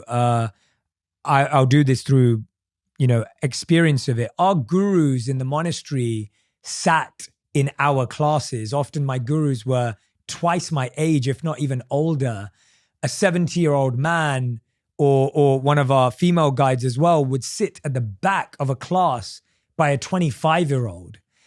They'd sit with us in meditation. They'd sit on the floor and eat with us. They would sleep on the floor with us. The guru was not this hierarchy of position in how they were treated or how they were lived. It was a position that was held with humility and held with compassion and held with encouragement and support. So just to alleviate any idea that a guru is just someone who's falsely revered or is acting holier than thou, that is not a guru. A guru is not judgmental or critical, but supportive and encouraging. I think a lot of people think, well, gurus mean they have to like spot all your flaws and everything. The reason why your partner is your guru is because a guru in spiritual terms acts as almost a mirror to your inner self. And that's what I believe our partners are. Our partners are like mirrors because you see the best and worst of yourself in your interactions with your partner. Yeah. Your partner knows all your flaws, right? My wife knows whether I actually meditated. My wife knows what time I slept. My wife knows how messy the kitchen is. My wife knows whether I did my laundry or not. My wife knows. She actually knows me in the deepest way. And therefore, she's one person in the world who can constantly help me grow. If life is about growing, if life is about becoming better. And so you're choosing someone who you're willing to learn from and you're willing to grow with. So you're going to grow with them, you're going to grow through them, and you're going to grow together. And I feel that often we don't think of relationships as growth. We think of them as pleasure. We think of them as fun. We think of them as just enjoying ourselves. And I'm not saying there isn't, of course, pleasure, fun, and enjoyment in every relationship. But I think, and especially at your stage, when you have kids, when you have family responsibilities, you realize that your partnership becomes so much more about growing together. And the satisfaction from growing together is so much greater than what you felt on the first date. But you can't explain that to someone who's starting out. They'll be like, no, this is so fun. It can't get any better. But what I'm trying to encourage in this chapter is the growth that you will make because of your partner, physically and mentally and emotionally, is actually what relationships are about. Relationships are far more about enlightenment than they are about entertainment and enjoyment. And the enlightenment that comes from being in a committed relationship is the greatest satisfaction that comes from it. And you're going to learn practical things along the way too. What I'm saying is the deeper lessons you learn from your partner, and I teach in the book how to be a guru, how to be a student, depending on what type of partner you're with. So it's very deeply laid out. I really feel that most people who've been together, and I learned this from speaking to couples who'd been together for 20, 30, 40 years, they all said that they had learned phenomenal lessons through their partner. That was like their favorite thing. And so to me, that's what I was trying to get at in this chapter. Yeah, it's a brilliant chapter. It really is. And, you know, I guess I love it because I've experienced a lot of it as well. You know, I've recently just celebrated 15 years of marriage with my wife, and it's a very different relationship from what it was when we were dating over 15 years ago. Completely different. But when you adopt that approach of mutual growth together, it never gets boring because there's always an opportunity for growth, right? There's always a niggle or something you disagree on or something you have a different perspective on. And if you can shine the mirror up and go, what can I learn here? Primarily about myself, it's arguably the best. It's a masterclass in your own inner world, isn't it? You've got that mirror around you all the time. You get to be a black belt in yourself if you approach your relationship in that way. Yes. And that's what exactly. You've fully understood what I'm trying to get at. It's what is life ultimately about, if not about growth, learning, and joy. And I argue that growth and learning are the greatest joy because when you grow and learn, you can deal with all your problems better. See, what we don't understand is that entertainment is, and I love entertainment, by the way. I'm not hating on entertainment. I love TV. I love movies. I'm a big fan of all of that. But entertainment is an escape. And when you escape your problems, you come back to them with less time and the same amount of knowledge. When you elevate, when you learn and you grow, you come back to your problems with more skills, more insights, and more tools. So life becomes more joyful. And so you have this choice every day to escape or elevate. And your partner can either be your escape or be someone you elevate with. Now, go on escapes, go on dates. I'm not, of course, me and Radhi love to travel together, of course. But the core spirit of that is growing and learning. So it's not that we don't go out for dinners. Of course, that's all great, but don't lose the spirit and the heart of we're trying to help each other become the best versions of ourselves and reach our potential. That's the kind of person I want to be married to. Before we wrap up our conversation, I wanted to briefly touch on the three commonest sources of conflict that you write about. These are the three things I think many people will relate to this, that couples fight about: money, bringing up kids, and sex. Yep. And as a doctor, something I have seen many, many times, people would come in to see me and they would talk about their sex lives and, the frustrations, whether it's, a different desire compared to their partner. What does that say about them? Let's not go through all three. I don't think we'll have time for that. But particularly on the conflicts around sex, I think this is really, really common. And in your practice of coaching people and coaching them through their relationships for years, I'm sure this must have come up. Yeah. What is really going on when there is an issue around sex in a relationship? Yeah. So the first thing is that sex is an extremely vulnerable act, and we often don't think about it in that way. We assume it's just is. But you can't be physically vulnerable with someone when you don't feel emotionally safe with them. And I feel a lot of people don't feel emotional safety either within themselves or with their partners to be that intimate and vulnerable with their partner. Or the quality of that exchange is not as high because of the lack of emotional security and emotional vulnerability. And the reason that I found that had come about, Rangan, is because I talk about the 4 E's of intimacy in the book. And what I found was that if you look at most couples over years, the number one activity they do together, by no surprise, is watch TV together. That's the number one thing couples do every night. We watch TV together. We do this too. So I'm not beyond this or better than this. Now, if all you do is watch TV together, what's happening? There's no vulnerability, there's no intimacy, and there's no shared experience. You haven't watched the show and then talked about it and dissected it and emotionally connected. You've watched it, gone, that episode was all right. Okay, look forward to the next episode, switch it off, go to bed. There's no connection.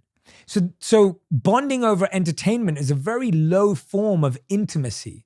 To increase our intimacy, I talk about experiences, going to date nights, going to vacations, traveling together, having new experiences together helps you learn new things about your partner. See, most of us are just used to our partners. We watch our partners wash the dishes, do the laundry, clean the house, take care of the kids. You're watching your partner do the same old 4 activities for potentially 40 years. If you don't see your partner do anything new, how are you going to have a creative spark, a moment of attraction? How are you going to fall in love with them again when all you see them do is do old things? Higher than that is experiments. I recommend that couples do things that they're both novices in. Go into a pottery class because neither of you knows how to do pottery. Go into a painting class because neither of you knows how to paint. Go out and try a surfing lesson if you can because neither of you knows how to surf. It doesn't have to be big or small. Go to an escape room. Go and do something where you both are not experts, where again, you get to learn about a new side. The reason why we've lost intimacy and connection is because we think we know our partners. We think they're the same. We think maybe they're boring. Maybe we've lost that attraction to them.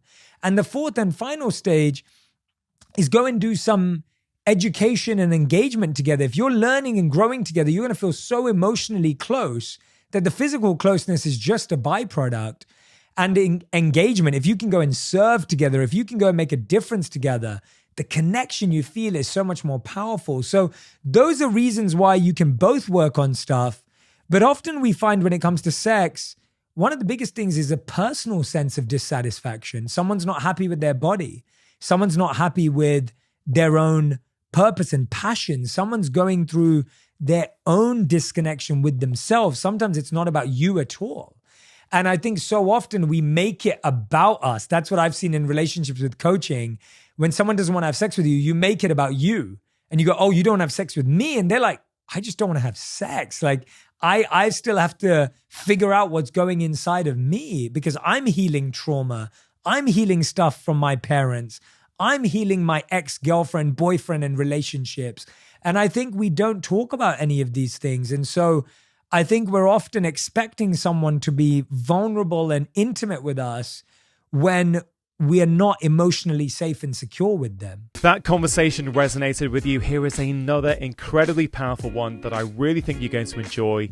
Give it a click. If you actually went to the happiness gym several times a week, you will actually have a happier life, right? And the happiness gym is very straightforward. It's a set of skills that you need to practice.